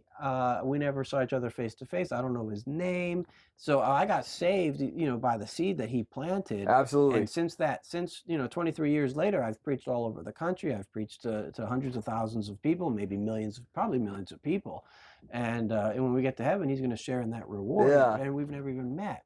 It also shows the power of preaching that I heard him from my cell. I wasn't even in the meeting. Yeah. He was just loud and boisterous and sharing his testimony and preaching hellfire. And the Holy Spirit penetrated the walls of that prison and came into my cell and pierced my heart with conviction. And, it just shows the power of proclamation. That's awesome. So when we go out and we preach and we just proclaim it, we're planting seeds. That's why the devil fights it so much. I had been street preaching for about a year, and then suddenly, boom, the cops are arresting me. Mm-hmm. And, oh, you're disturbing the peace. You're offending people. All this unconstitutional stuff. And you actually through your own experiences, and like it was a Sharing Your Faith conference. This is the first time we ever met you. 2013, yeah. Yeah, 10 years ago. Yeah, isn't that crazy? Seeing where time has taken us. What was so crazy is that the advice that you gave was so practical And that's what I kind of loved about your preaching and the expression of like, different understandings of how to see God's atonement. That was one thing that like always bugged me. I was like, why? But the thing about like dealing with law enforcement, like, if they threaten arrest with you and you have it recorded and you're in the right, just agree to say, okay, I'll leave. And then go back to the police department and say, hey, look, I want to talk. And then my attorney taught me that because originally they said, hey, we will let you go if you promise not to preach. And I was like, forget it. Yeah. They're like, well, then I said, if you let me go, I'll be preaching in 5 minutes. And they're like, well, then you're going to go to jail. And I'm like, been there. I'm like, well, here we go again. At least now I'm suffering for right instead of suffering for wrong. Isn't it good? Like, it feels good when you suffer for right. Yeah. So they brought me to jail, and I witnessed to the guy I was in the cell with. And then they tried to book me out. They're like, all right, you can go now. And I'm like, no, can I get 5 more minutes of talking to this guy? But originally I was like, fine, I'll just get arrested for Jesus. I don't care. I'll live my life like that. And this is before you had a wife. I said, I'll get arrested 1,000 times a day. Yeah. What do I care? And then, the only difficulty was at the time I was working in different factories, and I was like, if I can't be locked up too long or I'll lose my job. Yeah. I was like, man, I wish I could just be like full time so that I could just get arrested every day and not care. Yeah. And then my attorney, Nate Kellum, with the Center of Religious Expression, told me you don't need to get arrested. In fact, it slows down the process because now you have criminal charges that you have to beat, and then we can file a lawsuit and protect your constitutional rights with the police department. And instead, if they threaten to arrest you, that's enough for us to now file a lawsuit against the police department and get an injunction against them so that you can preach without threat of arrest. Nice. And that is what I learned from you. Yeah, because so that's what he taught me. Yeah, one time they threatened arrest with me, and I had told him like, no, this is I'm exercising my First Amendment right, and you gave us cards that were really, really handy, and he didn't want to see it. He didn't care. He's like, oh, I've been on the force for 20 years. Like this is disturbing the peace. Like I'm not here, and I'm like, okay, but like you're preventing me from being able to exercise my constitutional right. And he said, okay, look, if you go out and preach, we're going to arrest you. Yeah. And I said, well, okay, all right. So I'll be arrested if I exercise my First Amendment right on the public sidewalk. Yeah. And they said yes. I said, okay, all right, we'll leave. Go home. A week later, maybe 2 weeks later, I go to the police department, and I tell them first I wanted to, file a complaint. And she just looked like she was going to drag her feet. She's like, okay. And then I said, I'm thinking about possibly bringing a lawsuit to this police station for preventing me from being able to exercise my constitutional right. Man, her eyes got super wide. She's like, hold on 1 second. All of a sudden, you got the watch commander of that officer come out, and I don't know if it was somebody from the legal team, and they're holding a voice recorder, and they're like, oh, Sebastian, we're very familiar with what happened to us, and we already instructed our police officer. He was in the wrong. We apologize that he did that and all this stuff. And then they were like, well, we did want to make sure that you understood it wasn't our officer that put you in the handcuffs. And I said, no, but it was your officer that threatened arrest if I continued. And they did not audibly answer because they were recording it on the voice recorder, and they just shook their head. And I was like, all I want to do is be able to exercise my right. And they were like, yeah, you won't have any problem again. Going out there, it was 200, 300 kids this time. You know what I'm saying? And but like your example helped. Like I can't like if guys don't have to be arrested if they just play it smart. And like, what you were able to learn from him was able to be expressed in our lives. And honestly, at the time I was married, you know what I'm saying? And it would have been difficult, like being out of work for a time. Yeah. But okay, so this goes on. Now I am kind of curious. So I have one more question. I kind of want to transition to something else in a second. So was it Tennessee? What state was it that you got actually arrested that you had to take to court? Because a lot of people think that you make money. They have this wrong idea in your head. So there was a campus police officer getting arrested or or lawsuits. Because I've been arrested in Connecticut. I was arrested in Florida. I was arrested in Alabama. There was one that in Texas. You took to the court and you had to actually show, and you won, and you were awarded some money. Well, I've never gotten any significant money. So no, it's not significant. That's the thing people misunderstand. We did a free speech lawsuit in Connecticut against the New Haven Police Department. Okay. And my attorney's got like $25,000 attorney fees. Yeah, well, obviously, I got like $1 nominal damages. Yeah. We did also a lawsuit against the Hartford Police Department in Connecticut, and which is ironic because they used to arrest me because I was committing crimes, and now I'm suing them because they're violating my constitutional rights. It's like, what a mess, But and then so I had but those 2 lawsuits in Connecticut, I think, were merged into one because it was Hartford Police Department, New Haven Police Department. Somehow in the court system, they were able to merge it. And you got a big check from that. It was a whole $1, something like that. Right. You only get $1 nominal damages, except I did a lawsuit against the police department in Shreveport, Louisiana, because they wouldn't let me preach on the city street in front of the casino. Oh yeah. Come to find out, the chief of police used to be the head of security at the casino. Oh, so there's a conflict of interest. So they're protecting the casino. It's a big tax revenue for them. And they didn't want me preaching and deterring people from losing their money in the casino. And I'm out there preaching on a bullhorn. You can't spell casino without the word sin. Yeah, there you go. There you go. And people are thinking, I never thought about gambling being a sin. And they were worried I was going to deter their people. So the cops came like, oh, no, this is all casino property. You can't be here. Total lies. Yeah. And they couldn't even agree on the boundary. I asked for a superior, and the superior was like, no, you had to go even further than the other guy had told me, or vice versa. But they couldn't even agree on the boundary. But it was a challenging lawsuit. But that judge wanted to make a statement and awarded me $10. Oh, big money, man! That's where you got your first house, right? Yeah, but those checks, huh? But normally, it's nominal damages is $1. That's standard. Nominal damages is $1. But a lot of people, but she was, that $10 is her making a pretty big statement that this was pretty egregious to her. But what I find interesting is that I don't know why there's this stigma, but like a lot of open air preachers, especially like when I was going through California and they were going to different universities, they would accuse me. They're like, "Oh, you're just trying to get a lawsuit and make a lot of money." Because they do pay out a lot of money. If you take a campus or a police department to court and you sue them, they are going to be paying out tens of thousands of dollars. But that's not going to you. That's going to your attorney. And they think maybe you have some relationship with your attorney that they're going to funnel this money back to you or donate to your ministry or something, which doesn't happen. You know, they're doing all the work. All you're there is just to be like, I want to exercise the right that we all have as this country. Right. They're putting in the hours, and they actually log how many hours they've put into this case, and they're getting reimbursed for the work that they're actually doing, for the hours that they put in. Yeah, it's all documented. And plus, if they gotta call anybody that's what is it? What do you call that?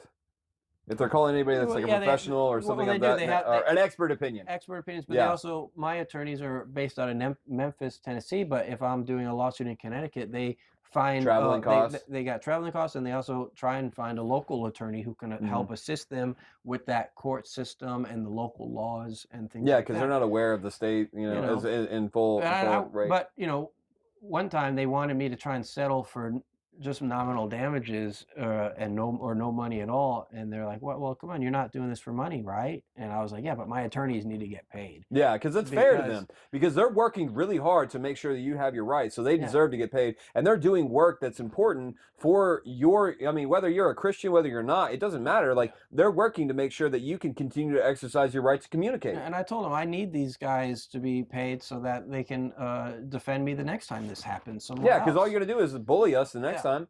And if this is the case, then you're going to be able to tell your guys back home, we got to win.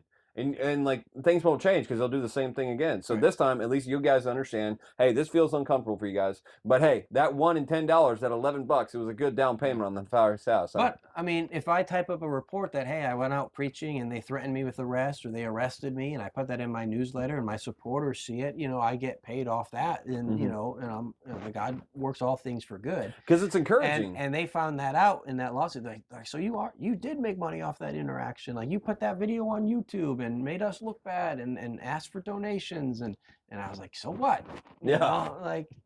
So what? It's not like I'm making a whole lot of money off that either, But there's very few people that want to support street preachers, but my attorneys need to be well paid, and but even the supporters of we're not trying the accusations that we're trying to get a lawsuit as if that's the way we're getting paid. And that's some people, not true. Some people we are trying to preach, and we're trying to win souls, and we have financial supporters that can help us to pay our bills so that we can afford to travel and preach.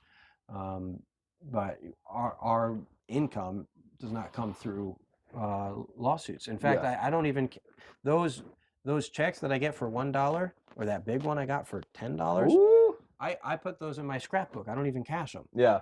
You know, it's just I would rather have the check than to have the dollar. I'd rather frame the check because it's much more significant, the check, than the actual money. Because what are you going to do with the dollar? Like, right. What can you even buy in this inflation time era with the dollar? So I don't even cash the nominal damage check.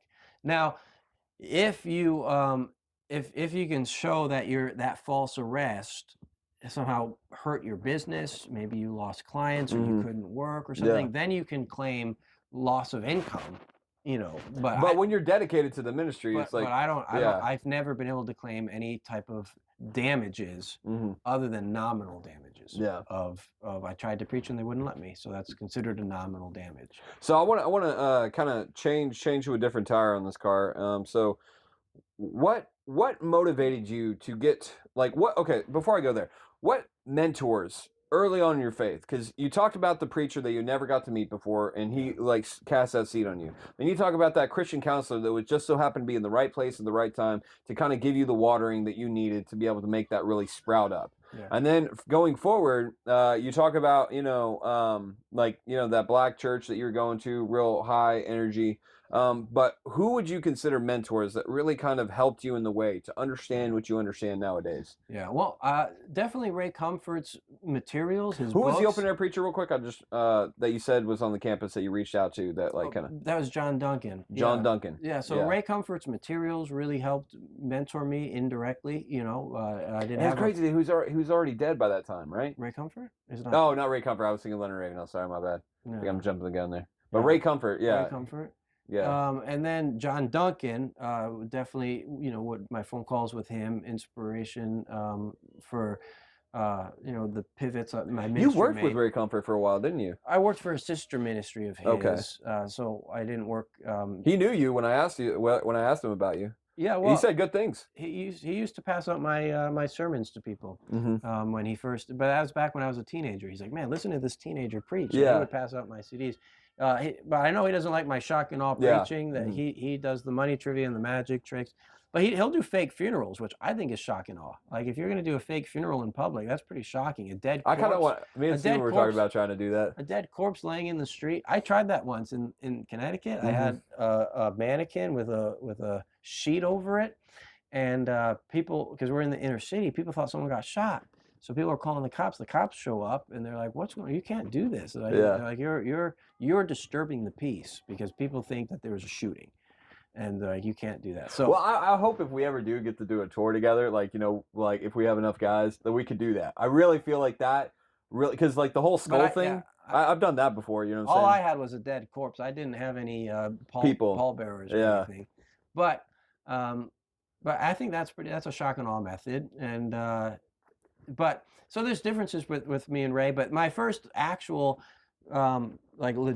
face-to-face personal mentor is Ron Luce, and Ron Luce used to. Who's Ron Luce? Ron Luce started a ministry called Teen Mania Ministries, and they did these youth events all over the country called Acquire the Fire.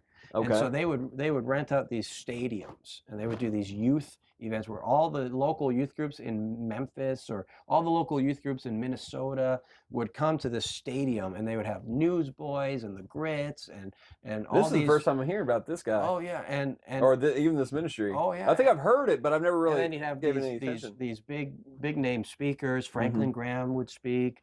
Kirk Cameron always wanted to speak there, but I don't think he ever did. But I did connect him with Ron.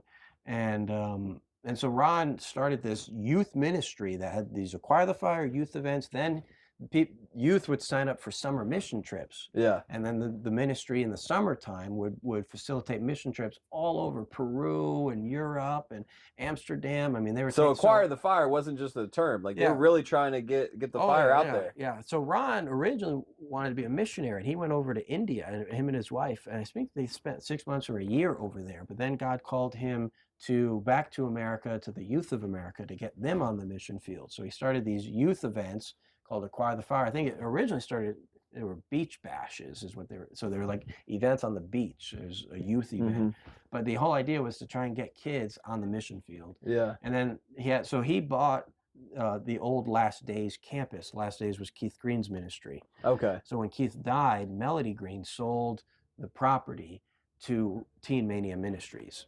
for Ron Luce is, mission trips and youth events. So I flew to Texas originally when I was 17 years old to be a part of Teen Mania in Texas. That's what. So you were just heard what they were doing, and so you want to be a part of their group. Yeah, the old campus is right down the street from my house. That's what brought me to that area where we live in East Texas. Mm-hmm. And so Ron has this internship. So now interns are the staff that are calling people, inviting them to Acquire the Fire, and calling people, inviting them onto the mission field. Yeah. And so I was a part of the call center.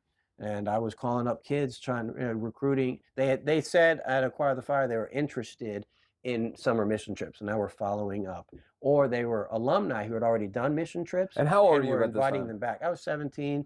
Then I turned 18, and so I was a alumni missionary recruiter every day, just making phone calls, calling past missionaries and seeing if they want to come back. And I'd be preaching, what, you want to spend your summer playing video games? Are you kidding me? You got people going to hell and you want to play video games this summer? You need to get on the mission field. You know? And especially that zeal of a youth, man. It doesn't burn. Right. It doesn't burn any brighter than that, man. They're like, what are you doing with your life? What is it like? It's a lot. So I did an internship, 1-year internship with them, and then I went back home for a year, and that was when I really started my street ministry. But okay, so then I got invited back for a second year to do a personal mentorship with Ron. That's how it started. He was the founder of the ministry. He took 10 guys under his wing, roughly once a year. Sometimes he went a few years without it. It was a program called the Fellowship of the Burning Hearts, and so that was his personal mentorship program. And I wanted to be a part of that. At the time, though, I was, I started my street ministry. I was preaching every day on the street. Churches started inviting me, other people. I started actually flying around the country, preaching in churches. So they were like, why do you want to be a part of this, mentorship? It sounds like you're already doing it. Yeah. And I was like, I might be doing it, but that doesn't mean I know what I'm doing. Hey, that's humility right there. Yeah. And I was like, I want to I'm certainly, my ministry has never been as big as, Teen Mania Ministries. They were a multi-million-dollar ministry a year. Yeah. And they were huge. So and then people were actually involved trying to get things working. It was something that they were stretching out, and you saw the hearts of men, and you wanted to be a part of that, and you wanted to understand what was in mind? Did you want to try to replicate that, and you call people to? I mean, like these youth events.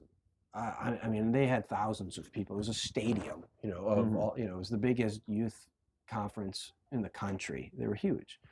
Actually, I think Katy Perry, when she was a Christian musician, she did Acquire the Fires. That was like if you were a Christian musician, Acquire the Fire. Yeah, hopefully she comes back. Was the biggest stage you could get.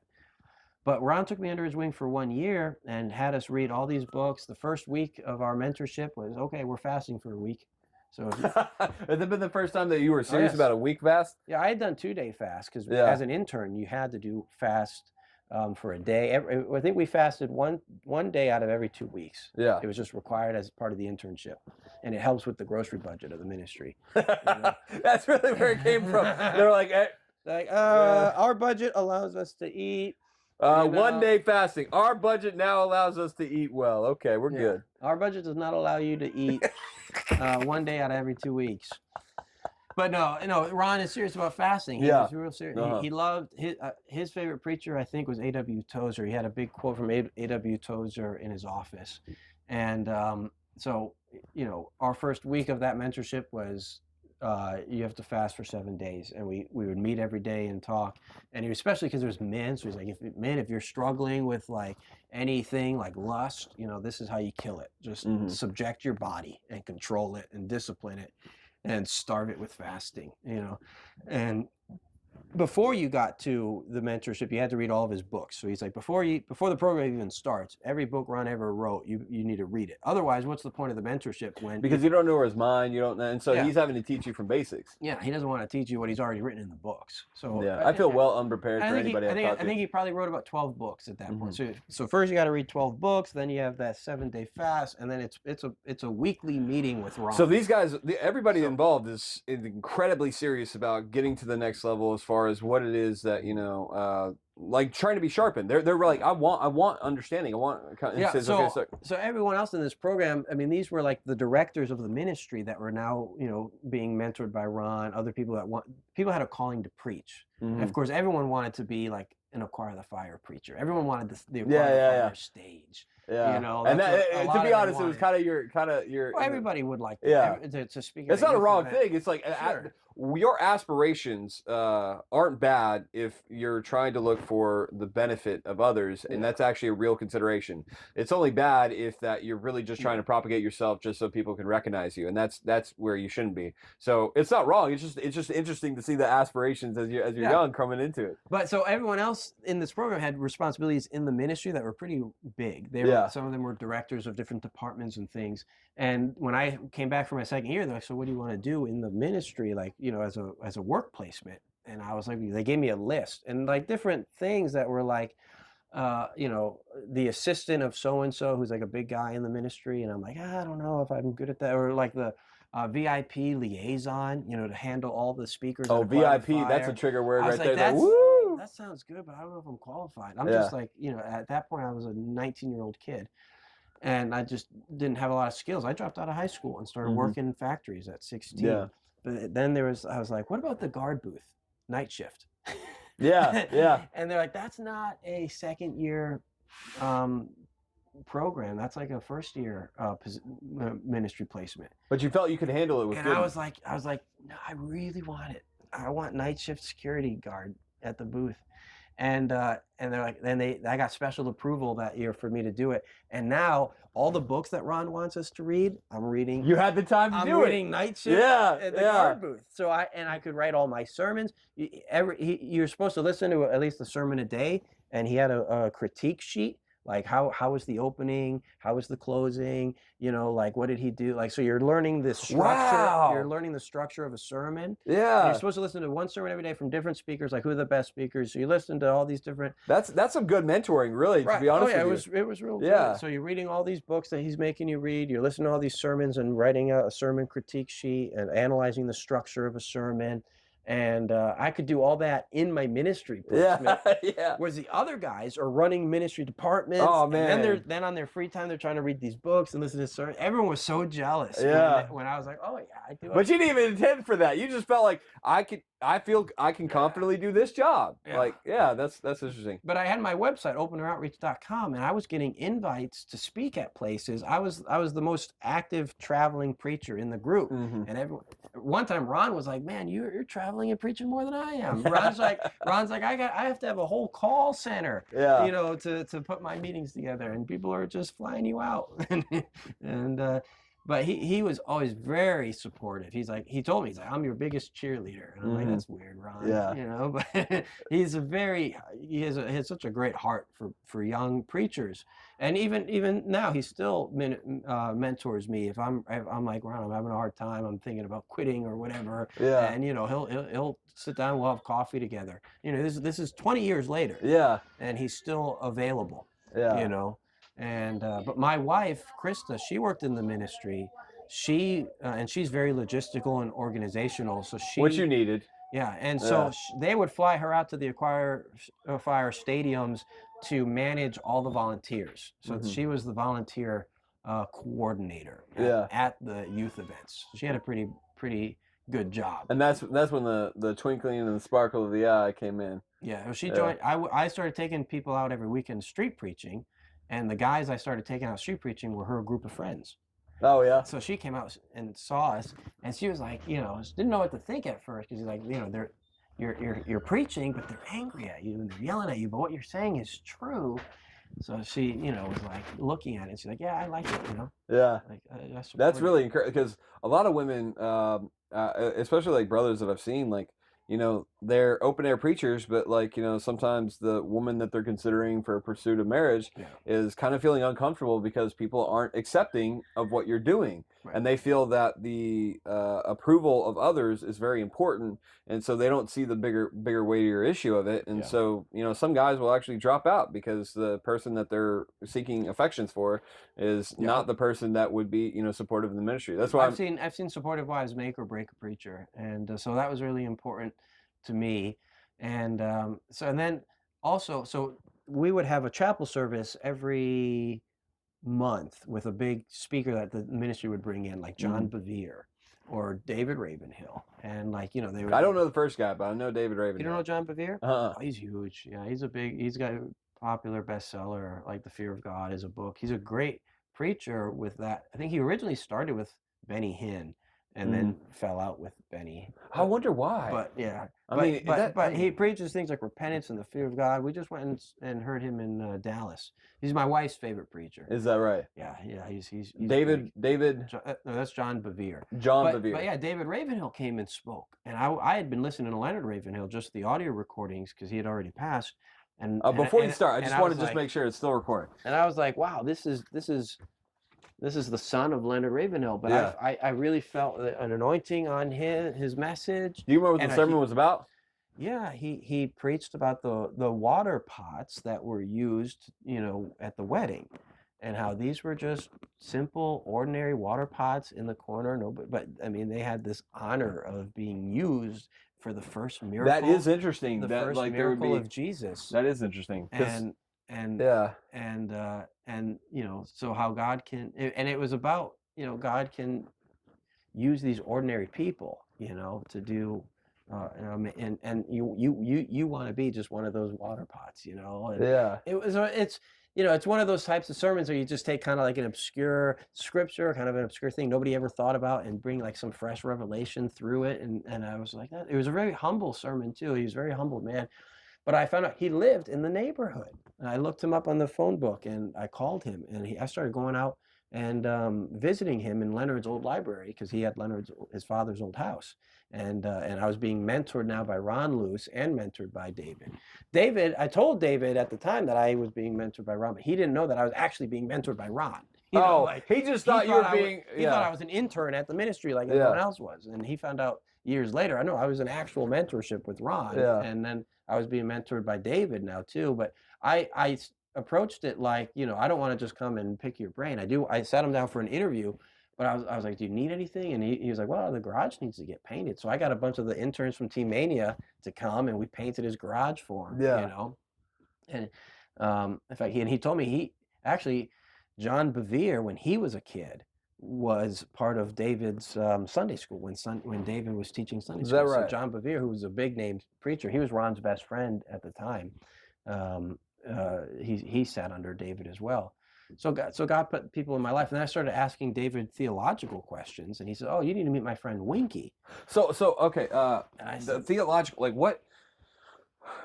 Obviously, like I think all of us, we weren't even thinking theology when we got saved. We just wanted people to experience Right. this. Yeah, I wasn't thinking theology, but I started wondering, why do babies die? That was my question. So that's what triggered your head. Like, you had already accepted the faith, you were walking in the faith, you were sharing it, and then you just had this like thing that wasn't reconcilable in your head, and you're wanting a deeper understanding than just. I understood. So there's the position that babies were I knew that there was the teaching that babies are dying as a punishment for Adam's sin, and that didn't seem to sit right with my spirit. I'm like, why babies are being punished for Adam's sin? I was like, that doesn't sound right.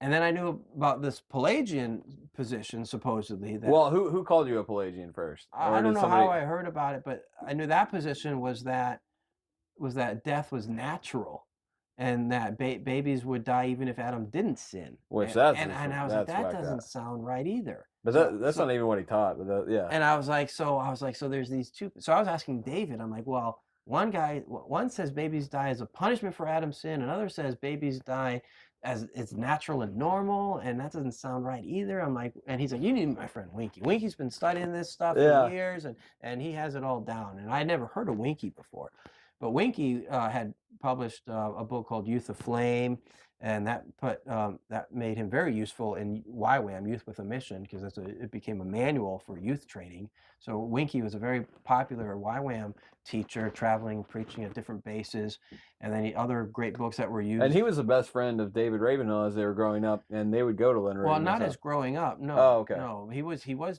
Ravenhill's best friend. He was the best man at his wedding.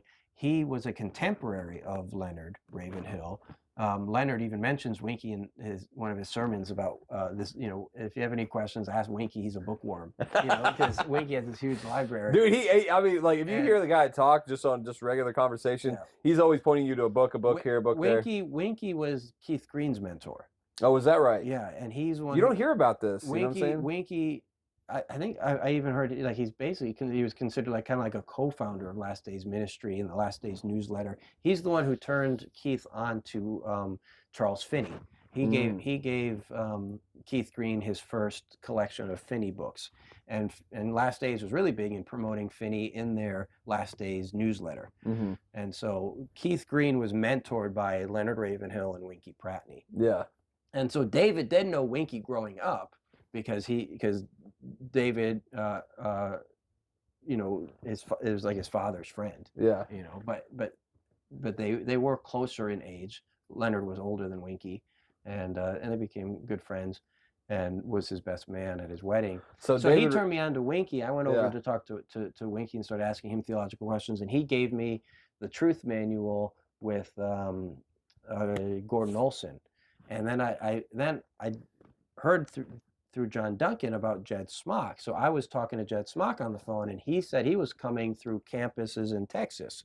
So a bunch of interns from T-Mania that I brought down to Austin, we went and saw Jed preach at UT Austin, you know, on Guadalupe Street. And I loved it. He had these banners and he was preaching. He drew a crowd. Didn't do any money trivia or magic tricks. It was just drawing a crowd with preaching. So that was the first time that you had actually seen that done without... In person, yeah. Yeah. That was the first time I had ever seen it done in person. So Jed Smock was the first one that you saw in person, not online. And I analyzed what he did, because I learned how to analyze sermons with Ron. Ron taught us to do that. So I'm watching Jed preach. I'm like, how's he opening? How's he ending?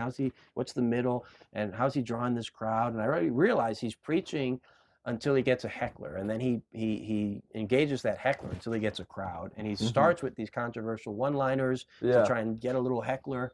And I analyzed everything he was doing. And so now, and then I visit Jed at his house. He invited me to go visit him at his house. I think later I realized he was hoping, because I was a young preacher, maybe I might marry one of his daughters. Oh yeah, he kind of did that with some women. That's what I heard. I never met the guy personally, but like that's what I heard. That was kind of after I joined him on campus. And he realized I loved him and his ministry. He's like, you should come to visit our family. You know? Hey, he was thinking about his family though, right? Yeah, but at the time I was already courting my wife, Krista, because I had been taking her friends out street preaching, and we were courting, and. But so I just went up there to learn from them, and I watched Cindy draw a crowd on campus there, and I learned a lot watching Cindy preach. And then I asked him, I was like, so are you like a Calvinist or something? And he, because you didn't even know these terms. I had no idea. Well, I didn't know. You heard them, but you didn't know what they meant. But I assumed maybe he was more of a hellfire preacher, so maybe that's more Calvinistic, like, you know, more the hard line Calvinist or something. But he was no. And he gave me a stack of Gordon Olson materials. So this is the second person pointing you to Gordon Olson, right? Winky Pratney, and Winky said his favorite theologian was Gordon Olson. Gordon Olson was a friend of Lauren Cunningham, who was the founder of YWAM.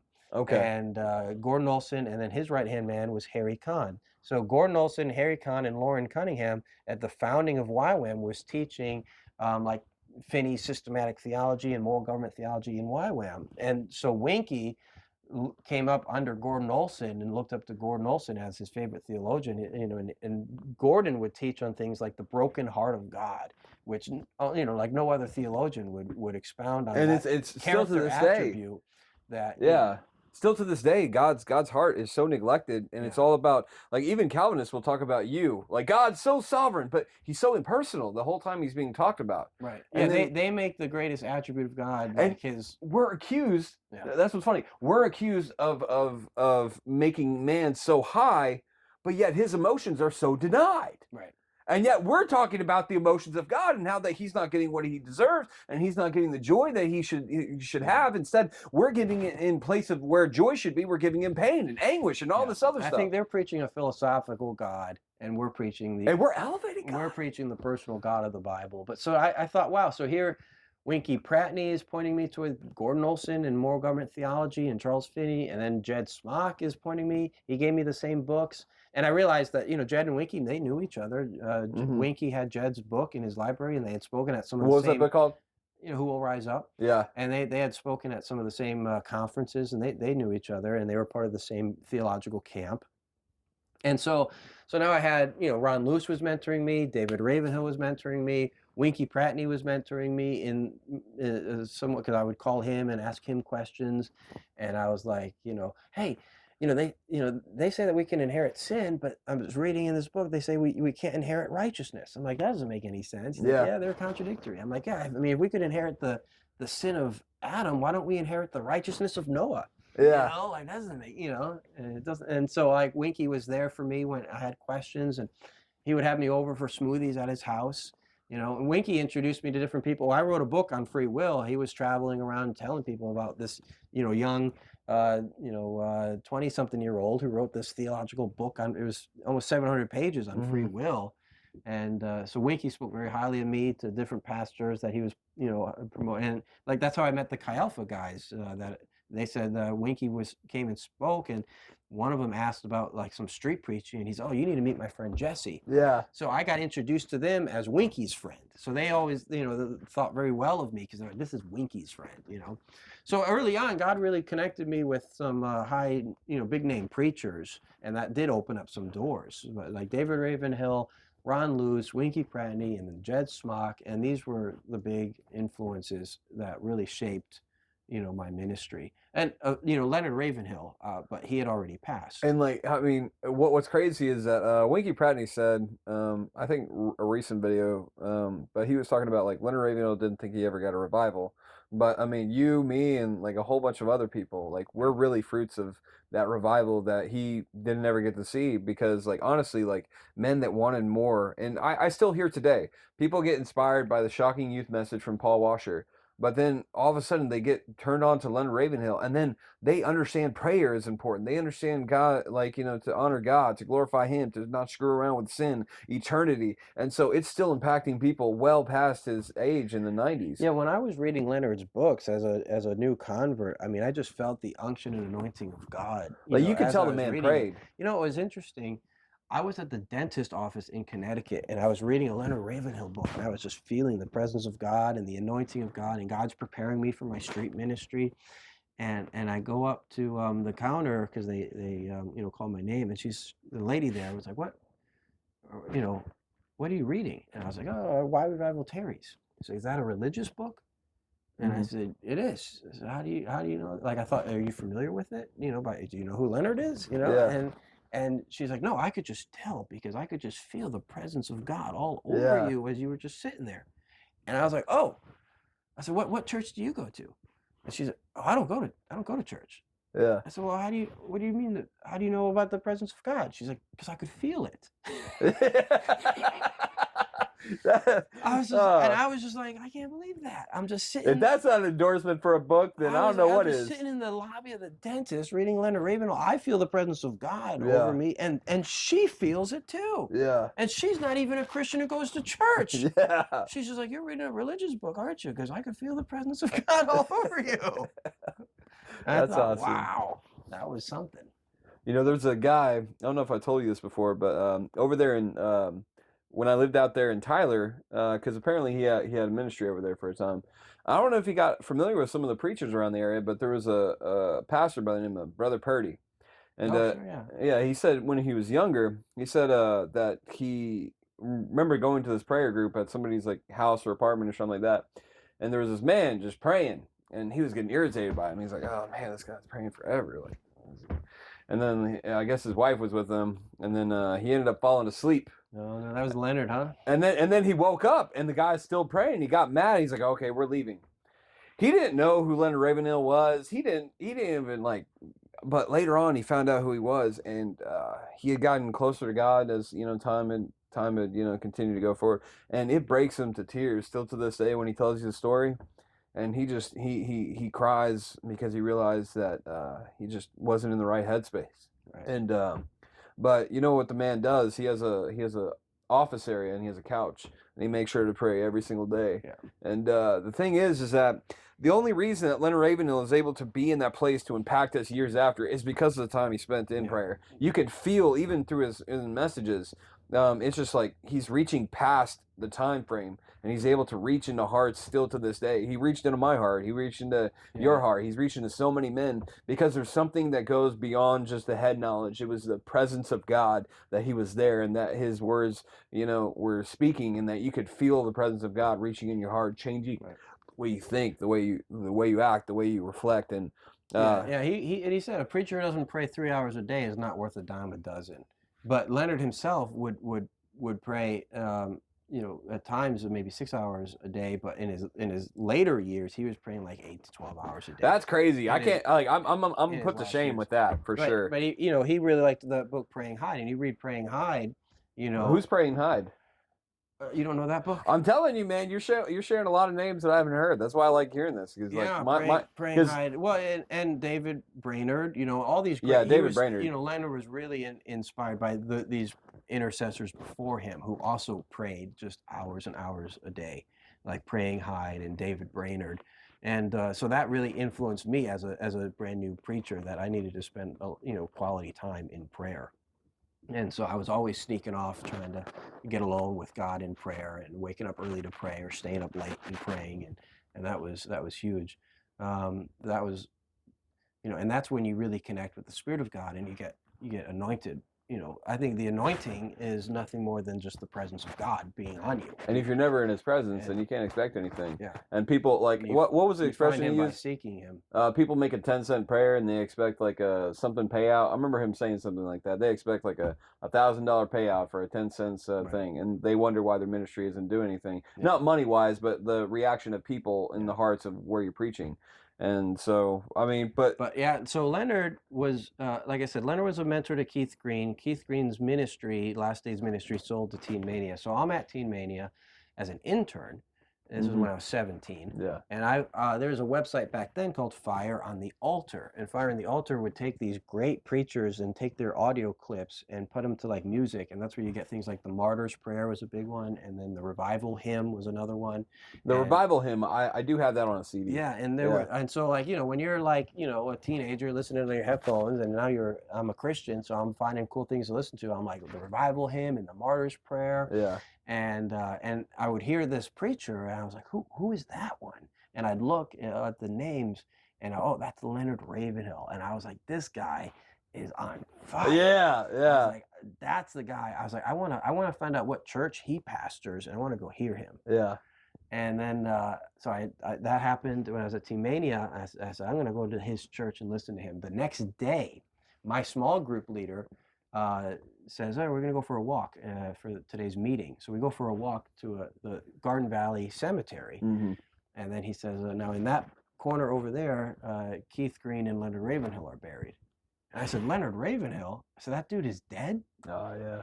And I had no idea, because I had just heard that name the day before. And I said, I want to go to his church. That preaching is amazing. Mm-hmm. And now... And he was preaching about eternity. I remember exactly what he was saying. Yeah. Like we're all going to stand there in eternity, and we're going to be judged. Awesome it was the great white throne and the judgment seat of Christ. And in Malachi it says that God is a book of remembrance, and I think it would do you good if every night before you go to bed you ask God, what did you put in your book for today for my life? Yeah. And it was just like this powerful preaching on eternity. And so I'm like, this guy was preaching on eternity, preaching on standing before God, preaching on, and then, boom, I'm standing in front of his grave. Yeah. I'm like, he's in eternity. Like his race is over. And I was like, everything that he was preaching, it just made everything he was preaching all more real, that life is but a vapor. And that's what another thing he was preaching. He's like, life is but a vapor. You're here today and you're gone tomorrow. And it really and I thought he was alive, and I was going to go to his church. And then, boom, I'm reading Leonard Ravenhill on the tombstone. What else did it say on the tomb? Yeah, are the things you're living for worth Christ dying for? Yeah. And Leonard was a street preacher. And when I heard that, like, okay, so me and Steven, a friend of mine, well, he's on the podcast, but he's not here today. But what's crazy is that we did open air preaching. We were inspired by Ray Comfort, and then we saw like what's his name? I just mentioned his name. He had the shocking Paul Washer. So we saw these two guys, and Paul Washer, his open air preaching just was him open air preaching about his testimony, essentially. But we appreciate it. We were like, oh man, like this is what we want to do. And then we saw Ray Comfort, and he had done some open air preaching, but he had done the like questions. You know what I'm saying? Like, spell stop. Or no, he said spell spot. And then he said, what do you do at green light? Right.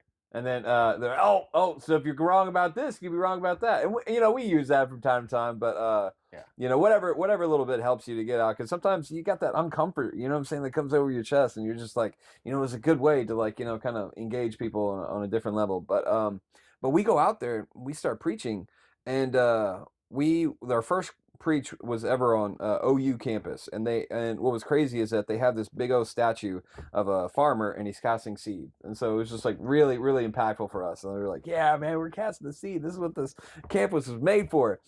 But all we did was repeat Galatians 5:19-21 and 1 Corinthians 6:9, 10 to 11, and we just repeated it over and over again. People would stop for like 3-4 seconds, and then we were like, man, how do we go on from this? Like, right. we didn't have any experience. We didn't know, because we didn't see anybody else, and that's when we stumbled upon videos of you. And man, we consumed your content like crazy. We were just like, oh man, this guy is awesome. Like, let's try to do that. Yeah. And it had just been after we had been kicked out of a church because we had theological differences. We didn't believe in once saved, always saved. But those brothers, I mean, honestly, they do work, and I won't take that away from them. They showed me how to start children's Bible studies and stuff like that. So I appreciate that. They help, medical care. But we had saw you, and we had also been listening to Leonard Ravenhill. And so when we saw you and we had got out there and we heard him sing, where it happened to the street meetings and stuff. And I was like, what? This guy, the guy we look up to, man, he was also like, this is awesome. You know what I'm saying? Yeah, well, see, I would hear Leonard in his messages. He would have these little segments where it's like, oh, he's talking about, I walked the breadth of England and the length of England, and we slept in fields at night, and we were out on the streets preaching, and why are we fishing in the same bathtub every night, like, like the street meetings are gone. And so I got those little clips together, and I gave them to that brother at Fire on the Altar, who had the revival hymn and the martyr's prayer, and I said, someone needs to make a street preaching compilation. I didn't know how to do it, but I found these clips, so I gave it to him. So he took those clips, and then he took clips from my preaching. Back then I had audio of my bus stop preaching. Yeah. And I was in front of I was like, oh, I'm out here in front of Gotham, a club, it's raining, I'm going to preach. And I'm like, the light has come into the world. Yeah, I remember that. I remember hearing that, yeah. Rather than light, And we didn't even know that was your voice until later. Yeah, and so he took those Ravenhill clips, and then he took, those open air preaching clips. He put together this compilation of all the street meetings of God. Yeah. And that was it's still on YouTube today. It's a really powerful compilation. And but yeah, that was, so I heard Ray Comfort talk about open air preaching, and then I listened to Leonard Ravenhill, and he's talking about street preaching, and so that was that really helped. And he talked very well of Finney, and because he was yoked up with Keith Green in Last Days Ministry. You can hear it in his sermons too. He mentioned Gordon Olson. He's talking about, like, if you have, like, has Gordon taught you guys this yet? No. Well, if he hasn't, he's gonna. Gordon's gonna teach you about this, and he was speaking to the Last Days, interns, and Gordon Olson used to come and teach them, and so because Gordon Olson was basically like a Charles Finney theologian. And like what I appreciate about him is that while you're listening to, like, the only exposure that I ever had, I'm pretty sure I read one of his books, but I also like watched that like 30-part video that you have of his conference, and like, man, he really gets into it. But he talks about God's feelings pretty much the entire time. So Gordon Olson, that was a YWAM base in Switzerland that recorded that. So there's like 30 messages. But like it really highlighted the point. And then like when we heard you, because one day, this is what happened for me and Steven. We had heard you, we had been watching all these, and then all of a sudden, I don't know if it was me or Steven, but we saw, oh, you're having a Sharing Your Faith conference. We had just enough money to get there. We didn't have enough money for 3 nights at the hotel. Sharing Your Faith was the manual Gordon Olson wrote. That was his first name. That's where I got the name from. So the idea was to revive this old teaching that used to be around with Last Days Ministry and YWAM and the founding and this great teaching that, and to bring it back and to merge it with the evangelism community, because good theology goes hand in glove with evangelism and soul winning. You know, And like what? your theology should make you a better soul winner. So we had just gotten kicked out of church, right? Because we disagree with once saved, always saved. We understood you could live above temptation. You didn't have to fulfill the lust of the flesh. You know, we could actually say no. We could honor God. We could please Him. Like we understood these things. And then like we saw you, and we were like, okay, like we got the little bit of money we had, and we drove all the way there to Texas, and then from there we went to the hotel, and we were last minute, like you know, we signed up for the thing. And we were like, oh crap, this is like in 2 days. Oh crap, we're going in. Oh, my. Yeah, like we had no time. And we were like, oh man, this is worth it. We got to get over there. So we head out, and we get to the hotel, and we heard that there was a discount if you signed up. And we're like, oh well, I mean, we're signed up for it. Can we get the? And they I guess they got permission from one of the managers. Like, yeah, that's fine. But all we could afford was 2 days. We were tapped out. Wow. And so we were there, and That's better than me, because when I went to my first Ray Comfort conference, I was an intern at Community. I had no money, so I was going to just sleep in my car. And then one of the guys found out I was going to sleep in my car, and I got hooked up with Brad Snow, Brad Snow does all the website design for Ray Comfort. Oh, is that right? But he lived in the Dallas area, so I got to stay at Brad Snow's house instead of sleeping in my car. So I was like, God hooked that up nice. That was very nice. Yeah, on the way, like, so after the conference, we preached at Shreveport, Louisiana, and we couldn't stay there, and y'all were going back to the hotel. And so when we got back to Texas, it was like, I don't know, like 3, 4 in the morning or something like that. And that was an awesome time. Like what I appreciated about your conference was that after hearing all this good advice, we actually went out and preached what we understood and in knew. Shreveport. Yeah. Yeah, that's right. And it was awesome. I remember this one tall black dude. He was outside, and we were telling him he was getting convicted about smoking weed and stuff like that. So he let go, and there was like one. It was the son of one of the guys that were there, and he said, "Is that cigarettes in your pocket?" And he's like, "Yeah, it is." And he's like, "Well, you should let go of that too." And we didn't even think about asking that. And then like, I didn't think it was that big of a deal in my head. And then all of a sudden, he had a hesitation. He was like, And as soon as I saw the hesitation, I'm like, "Yeah, you got to let that go too." Because that was the thing he was holding on to. Like if he didn't really let himself freely let go, he couldn't do it. And then all of a sudden, when he did that, he was unashamed in front of his friends and stuff. He was like, "Praise Jesus!" Like, and we saw a real time holding somebody accountable to not let something in between your relationship with God, what you conscientiously know is wrong. Don't make excuses for it, but to release it. And we got that from the conference. But the biggest thing that we took from your conference was the atonement. And when you gave us the example of Zeleucus, me and Stephen, we have been trying to work out atonement theories. Like we didn't even know the different atonement theories, but we had heard all this. But when you describe, it's like God wasn't so angry that He wanted to beat on His Son, right? But rather it was that He was looking for a method to uphold His righteousness by establishing His government without compromising His authority, while extending mercy to those that had fallen away, not because He, it was incumbent upon Him, but because of His great desire to actually extend mercy to those who are undeserving. Right. It put a lot more emphasis on the love and aspect of His heart. For God so loved the world. It made sense, and it was beautiful seeing those things. And after that, the atonement is not God trying to pacify His anger. No. The atonement is God justifying His mercy. Right. God still has wrath and anger after the atonement, but what He needs is a justification to pardon. And I gave a message in Virginia Beach at a conference, and they asked me to speak on the necessity of hell. Why does hell exist? What are the reasons for hell?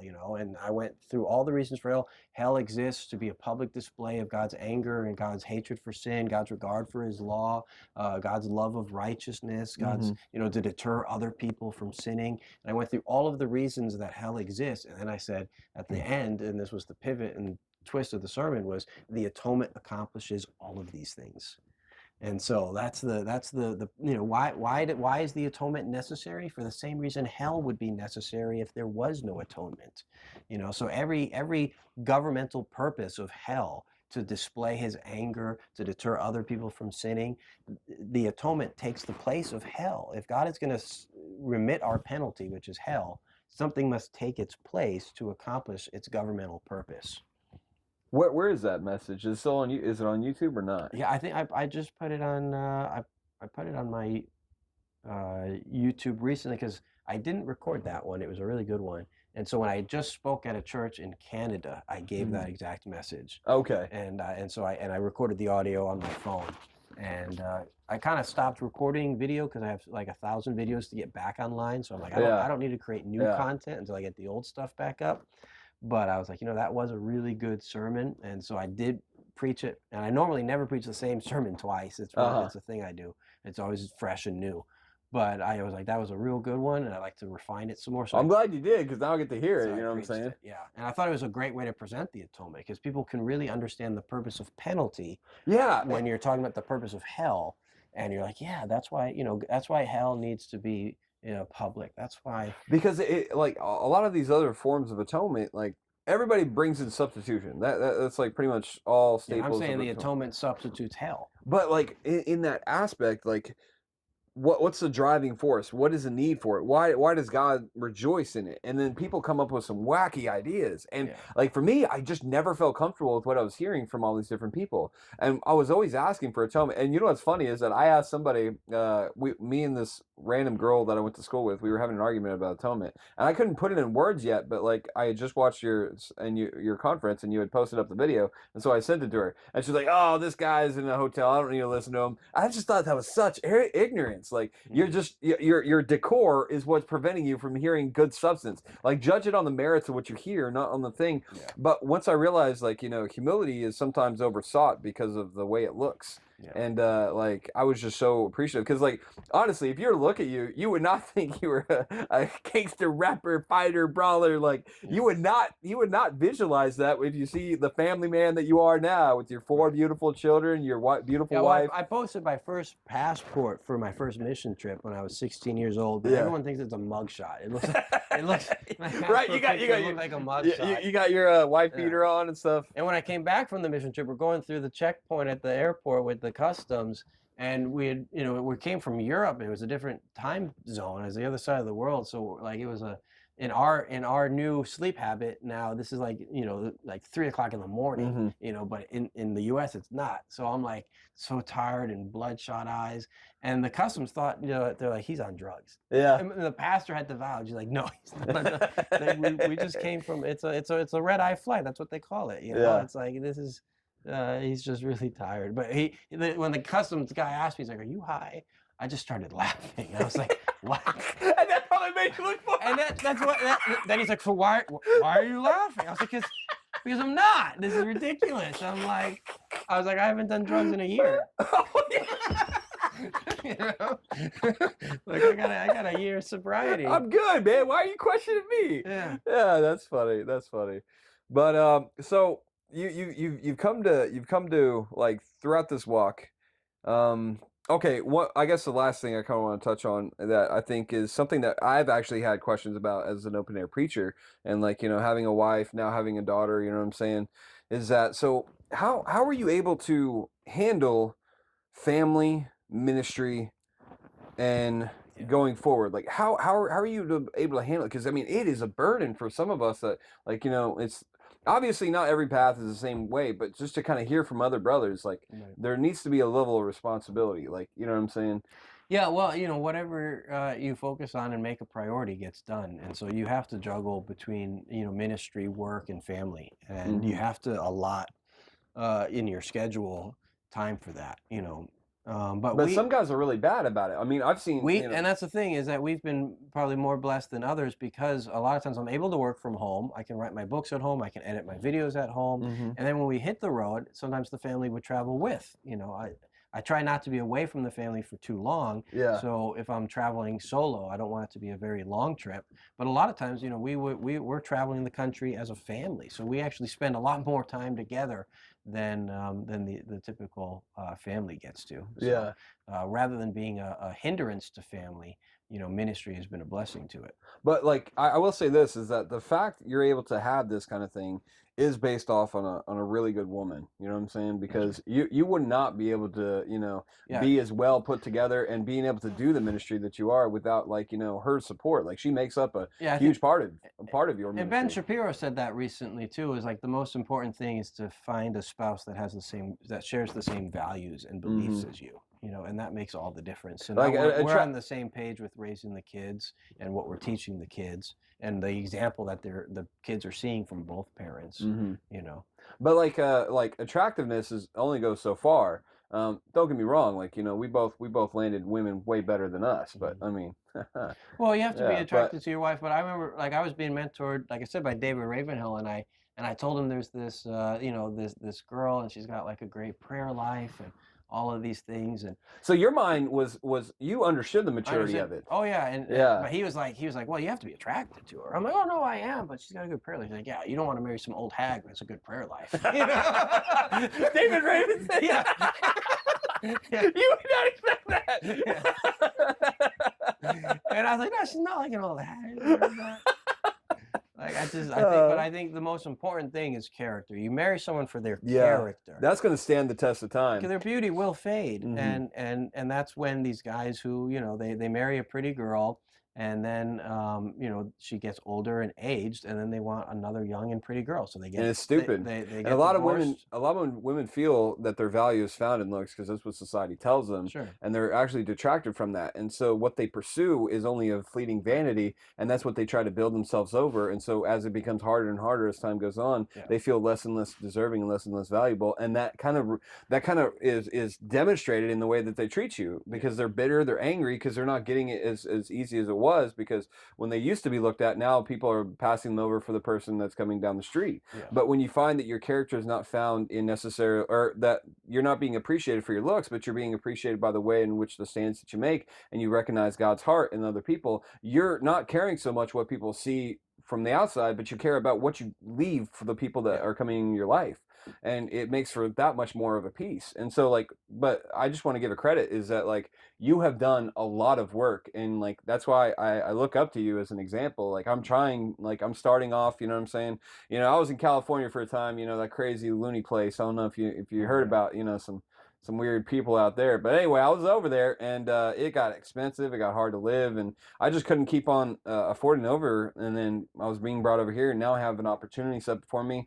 And there's so many things I want to do, and I look at your life as an example, and I appreciate that you've like paved the way for a lot of street preachers. Because honestly, if you didn't do street preaching and all you did was write books, because you have the mind for it, you know what I'm saying? Don't get too popped up, because I'll have to pop that bubble. But I mean, you have a great intellectual mind that has been able to feed a lot of us, and it has been able to grow us. Because again, had you not street preached, I don't think I would have ever seen you, known you, recognized you. And because you were in that field, and you took that place of that burden, you didn't let it just like fizzle out, but you were faithful in there, and you were able to, you know, find a wife, and that wife was able to find you, and you guys came together as one. That you guys were able to do it for so long, because at the Sharing Your Faith conference, you already had little, your daughter and your son, and they were as adorable as get out. And then your wife was there, and she was supporting you, and you could hear in the background like, oh, let's get some sandwiches and stuff like that. And it was really encouraging that she had that heart for you. And like, that's honestly what I was looking for in my wife. Like,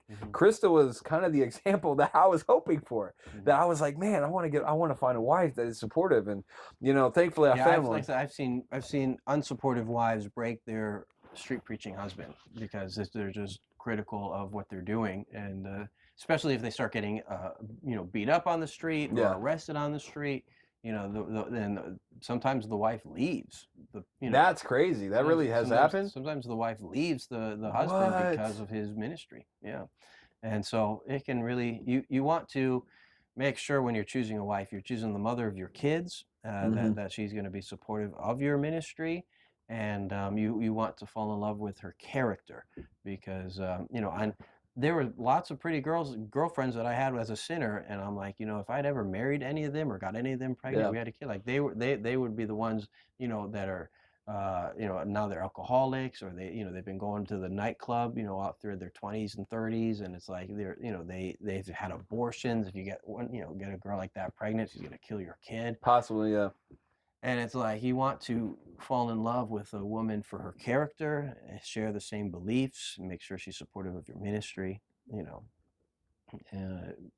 that's very important. But that is crazy though. But I mean, that's why it's so important. Like, if you are watching this, and you guys are inspired, if you're a girl or a guy, like, I mean, it's really important that you invest in your other half, because you're not a solo person. You're the other half, and you're supposed to be pouring into each other. But yeah, when I brought Krista to church, and I introduced her to David, David was like, "Oh, this was the girl you were telling me about?" He had an old hag in his head. Like, she has a prayer life, huh? Because I'm telling him about her prayer life and stuff, and Yeah. But, He thought you were over spiritual without any kind of sense of taste and stuff like that. But I heard, so how did you get? So you were at his church? Was he a pastor? David was so the church we go to. It used to be a ministry called Agape Force, which was an evangelism ministry that really loved Charles Finney. They had people like Winky Pratney and Gordon Olson teach, and a lot of those guys would go to Leonard Ravenhill's prayer meeting.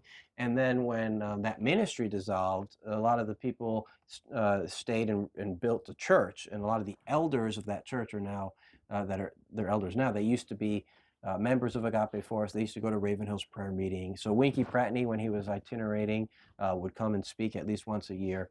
And it's just a nice country community church in our neighborhood. I ended up buying a house down the street from what Team Mania used to be at, so I'm still there. And they have YWAM, Mercy Ships. It used to be Last Days. Then it was Teen Mania. It used to have Agape Force. It's just a spiritually rich area, East Texas. And David, when he lived in the area, because he inherited his father's house. So you actually got to go in. You got to go in the house, huh? Oh yeah. So he used to go to that church. He used to go to that church as well. They would have him speak about once a year or so, and then. But he moved. Last I knew, he was in Arkansas. He found a church that he yoked up with, and I think gave him more of a pastoral role, is what he was looking for. But David is more of a pastor. His father is more of the evangelist, the fiery evangelist. But David really had more of the. He had a heart. He has a heart for mature, to help mature Christians, and you can hear it in his preaching too. So it's more of a focus on discipleship too. Yeah. Than so. But so how did you get him involved to like kind of go with the ceremony? Well, he married my wife and I. We asked him if he would do the ceremony, and he did. And we had we're interns at Teen Mania. We don't have a whole lot of money, so we put the biggest expense I think was the wedding dress. Yeah. But we rented space down at the Tyler Rose Garden. We had a friend who volunteered to do the cooking because he had a background, and he had another friend who was a chef, and they made amazing food. It was the best food I've ever had. And then David, I think we only gave him maybe like $100 or something. It was all we had. But he was happy to just to be there and to be a part of it. And then Winky Pratney couldn't come, but his son William came, and then we had our friends from Team Mania that came. And at that point, I had I'd been traveling the road, living out of my van with some other preachers. So I had my van loaded preacher friends that came. Yeah, I'm sure it smelled wonderful when you walked in the van. Yeah. Huh? And our photographer, that's a guy named Sean Holes, who is still a campus preacher today. He became a campus preacher. I think it's Sean the Baptist. Oh, is that what he's called? I think, yeah. That's a nice, catchy name. He might have, yeah. And Sean Holes, he's in Colorado. I still get his newsletters. He's still going out to campuses, and but he's still in good fellowship with all those Ray Comfort people that I had a falling out with, because when I had all these friends when I was in the party world, and then I got clean and sober, so it's like I lost all my drug friends. Oh man. And then I joined a church, and I made a bunch of Christian friends. Yeah. And then I started street preaching, so I lost all my Christian friends. friends. Oh man. Then I made some street preaching friends. Yeah. Like Ray Comfort people. Woo! And then I got into like moral government theology and Charles Finney, and I lost my street preaching. Oh friends. man. And then so now I'm left with just the small Christian street preaching Finney friendly friends. It's just yeah. Yeah, it's there. Yeah, that's where we're at. Yeah, but I mean, what really stood out to us though was your emphasis on the character of God. But you engage us intellectually. Some people are motivated by emotion, which I think is a caution, because if emotion can bring you in, emotion can take you out. But me and Steven, we were trying to understand the rationality behind it. We weren't satisfied with the answers we were getting. I mean, we were reading. I mean, the big thing for me is I kept reading the Bible over and over and over again. I didn't want to hear what Calvin said. I didn't want to hear what Arminius said, even though the people around us were having these different discussions. Obviously, I leaned more towards Arminius because I was like freedom of will, but I didn't want to read his works. I didn't want to read his works. I just wanted to read the Bible. So when somebody brought something up, I could answer in my head from Scripture. Right. And that's what I liked about Charles Finney was he was very intelligent. It made rational, logical sense. Hmm. And the more I thought about Calvinism, the more I'm like that it's just so full of contradictions. It's not consistent. Well, you're It predestined doesn't it just from the doesn't make beginning of sense. the Yeah, world I mean, to well, have the yeah, but thoughts you John do. Piper says don't waste your cancer. And so you glorify God by getting cancer, but you Mhm. give God the glory of your cancer. Say God predestined this for me and it's good for me, or else you're going to waste your cancer. And I'm all like, but you can't waste your cancer unless God predestined you to waste your cancer. You're acting like they have a choice to waste it or not, like as if it Yeah. was free will. I was like, and it's just so many contradictions. Like, oh, they say the atonement satisfied the wrath of God, but then they say even the elect are born under the wrath of God until they're justified by faith. But if it's from eternity past, then has it already been resolved? And therefore, why is there any kind of duration of It's just, time? it's just Yeah. the more theology should make more sense the more you think about it. And Not it got less, confusing. not less sense the more you think about When it. I heard people talking about it, I'm just but they only have like two texts that seem to favor their opinion, but it's Yeah. at the expense of any other thing that goes contrary to their way of which they view it. It just seems more like this is what they want to believe. They Yeah. want to believe they're elect. They want to believe they're once saved, always saved. They want to believe they're Hmm. covered by the imputed righteousness of Christ. It's just personal to them, and But it's not based on.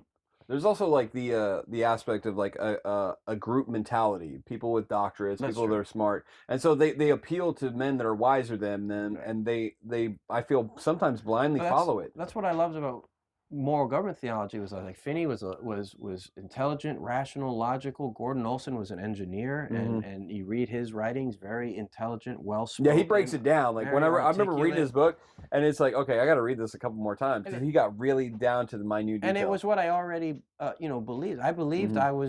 I was responsible for my own actions, and that Yeah. was a big pivot and turning point in my life of getting clean and sober was not blaming other people for my choices, and And that. no one's a Calvinist when they come to the Lord to ask for forgiveness. Right. Well, nobody, all the Calvinists I know were not Calvinists for years, Because you have to and then, ask for forgiveness for what? but For your own sins. right, yeah, and so but I was always drawn to, like I said, when I was a criminal, I wanted to be an intelligent criminal, but Yeah. it's a contradiction because crime's Yeah, not smart. it's stupid. If you really want to be intelligent, don't be a criminal.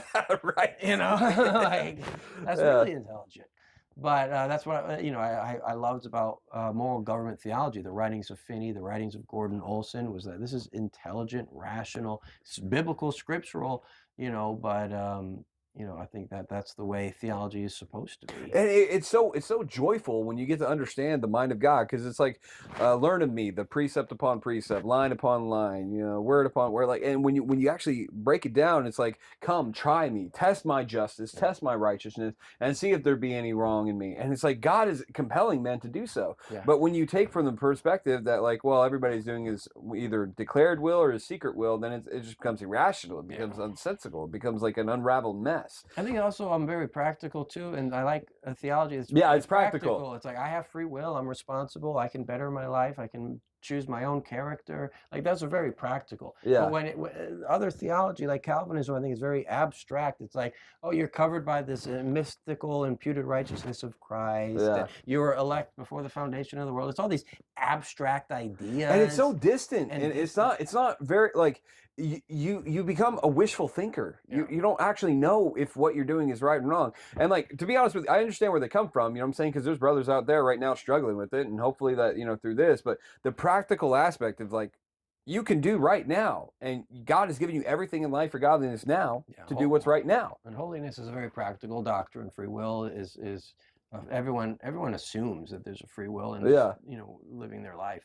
So practical theology, intelligent theology, and of course it has to be rooted in the scriptures. It has to be, and that's what I liked about Finney and these others. I was like, these guys are teaching what I learned from my Bible. Yeah. Like I was a part of a Calvinist church when I got saved, and they're saying you're once saved, always saved, and I'm reading in the Bible like that you could fall away and you could shipwreck your faith. You can not finish until the end. You can be disqualified. You can be go back to the world that you got escaped from. Right, you can be cast away, and so there's a conflict between what they were preaching from the pulpit and what I was learning from the Bible, because I learned growing up in the Catholic Church. What I learned in the Catholic Church was not what the Bible taught me. Yeah. The Bible says you need to be born again, and so now as a new convert, I'm like, I need to learn my theology from the Bible and critique the pulpit with the Bible. And I feel like if so many people would go back to the scriptures, actually read them, because when I talk to some of these guys, they don't even know that some of it's in the Bible. Right. And it's just like, because that they would rather have somebody think for them. But that's neglecting the commandment to love God with all your mind. That's right. Because once you do that, it's like you put your mind in the place of, okay, God, shape it and mold it through your word. Right. And then all of a sudden you're able to see it with clarity. And then once you understand why he commanded what he commanded, it's like, oh, that made sense. Right. It makes sense. And then you see the wisdom of God, the understanding of God, the repercussions if you don't follow it as an individual level, a family level, a societal level, eventually like country level, is that like individual decisions affect your family. Family decisions affect the society. Society affects the country that they're in. Yeah. But if we would just obey God, that all these blessings come forth from it. We can have confidence in one another. We can trust one another. We can have peace with one another. We can fight fights that like we all could come together and be like, hey, our brothers are suffering in another country. Let's not go to war with each other, but let's try to get them to be self-sustaining. Like that's what we could be doing as nations. But instead we're trivially fighting on stupid things because we're gratifying our sin and our pride and our arrogancy, and like we're letting the devil be the enemy behind the grounds, but yet doing his bidding on behalf of ourselves instead of like going with what Christ called us to do. And it's so sickening, because sin is not something supposed to rule over us, man. Like God said that to Cain, and yet it's still true today. Like it's at the door. We don't have to open it up, keep it locked, and let that enemy that wants to destroy your house out of it, and then let Christ come in and be the one to rule it, and then we could be in boldness and courage. But obviously I want to bring you back again, you know what I'm saying? Because I love, picking your brain. I love seeing how you think and stuff like that. But before we go, I want you to say, is there anything that you want to say before we give you your plugs, like, where they can find you and stuff like that? Is there anything that you would like to tell the audience or something like that they would like to know? Oh, well, I hope you were encouraged and edified and inspired by the different street preaching testimonies. Mm-hmm. But it's great to hear about. But everyone needs to make their own stories, And so we should just be the next chapter in the book of Acts. Yeah, absolutely. And so it's great to sit around and talk about how we got saved and talk about what we've done in ministry. But we need to keep it going. So everyone needs to. Be a witness and be a light where you're at. Share your faith with your family, your friends, your neighborhood, and God can move, and you can see people's lives changed. And what we really want to see is a countrywide revival. So absolutely. Amen. Amen. Well, okay, so where can they find you? What's the best way to support your ministry? Yeah, well, my website is openairoutreach.com. Okay. And because that's openairoutreach.com. Yeah, so we're missionaries to America. We travel around the country preaching on street corners, in front of bars and clubs, on universities and college campuses. I think I've preached on over about 150 different universities across the country and in Canada and elsewhere. And, I speak in churches and conferences some throughout the year, but my main ministry is out in the open air. So openairoutreach.com, and from there you can find the YouTube channel, the Facebook page, and all the rest. So you have a bookstore. You've wrote multiple books. If anybody's kind of hungry or thirsty for a little bit more meatier topics that have been really thought about, consciously considered, and something that can really edify them, like especially, we would encourage you read the Bible first. If you haven't read the Bible, don't read anybody else's books. But after you've read the Bible and you can think in light of the Bible, I really highly encourage a lot of his writings, because it'll open up your mind to understanding the rationality, the wisdom, and also to see the pitfalls that some of us didn't have the fortunate ability to avoid, and then we had to come out of those the pitfalls. And so my brother, he's dedicates himself to writing. He doesn't really get a whole lot from that, but it's really for those that get to read it. And so we would encourage you, consider that G.F. Wiggins' book on Augustine versus Pelagian. That opened my eyes. And it was honestly, I don't know if I get in trouble for this, but I didn't buy your book because I didn't have any money. But I looked the PDF on it. But because your books that you had, you know what I'm saying? Well, I give away all these books for free as free ebooks. Mm-hmm. If you sign up for my newsletters, if you go to my WordPress, openairoutreach.wordpress.com, it'll pop up to say sign up for free Christian books. Oh, so they can sign up on there and get those books. You can sign up for my newsletter, and you get all of my books as ebooks, and you get all these other great Gordon Olson and all these other great books that I haven't even done that. I've known you for so many years, and I haven't even done it. I feel bad. You basically get man, I could have got you know how hard it's been to try to find some of these PDFs. I had gone through different pages. I have them all, and I signed them. I set it up for for an automated email sequence. So now basically you get like a private, a nice Christian library. Man, if you sign up for my newsletter. That's worth it in itself. Like, I can't tell you, like, I've looked for some of these PDFs and some of them I just could not find. And so I just had a result in reading a different book from the same person. But like, that's a really awesome thing. Okay, so openairoutreach.wordpress.com.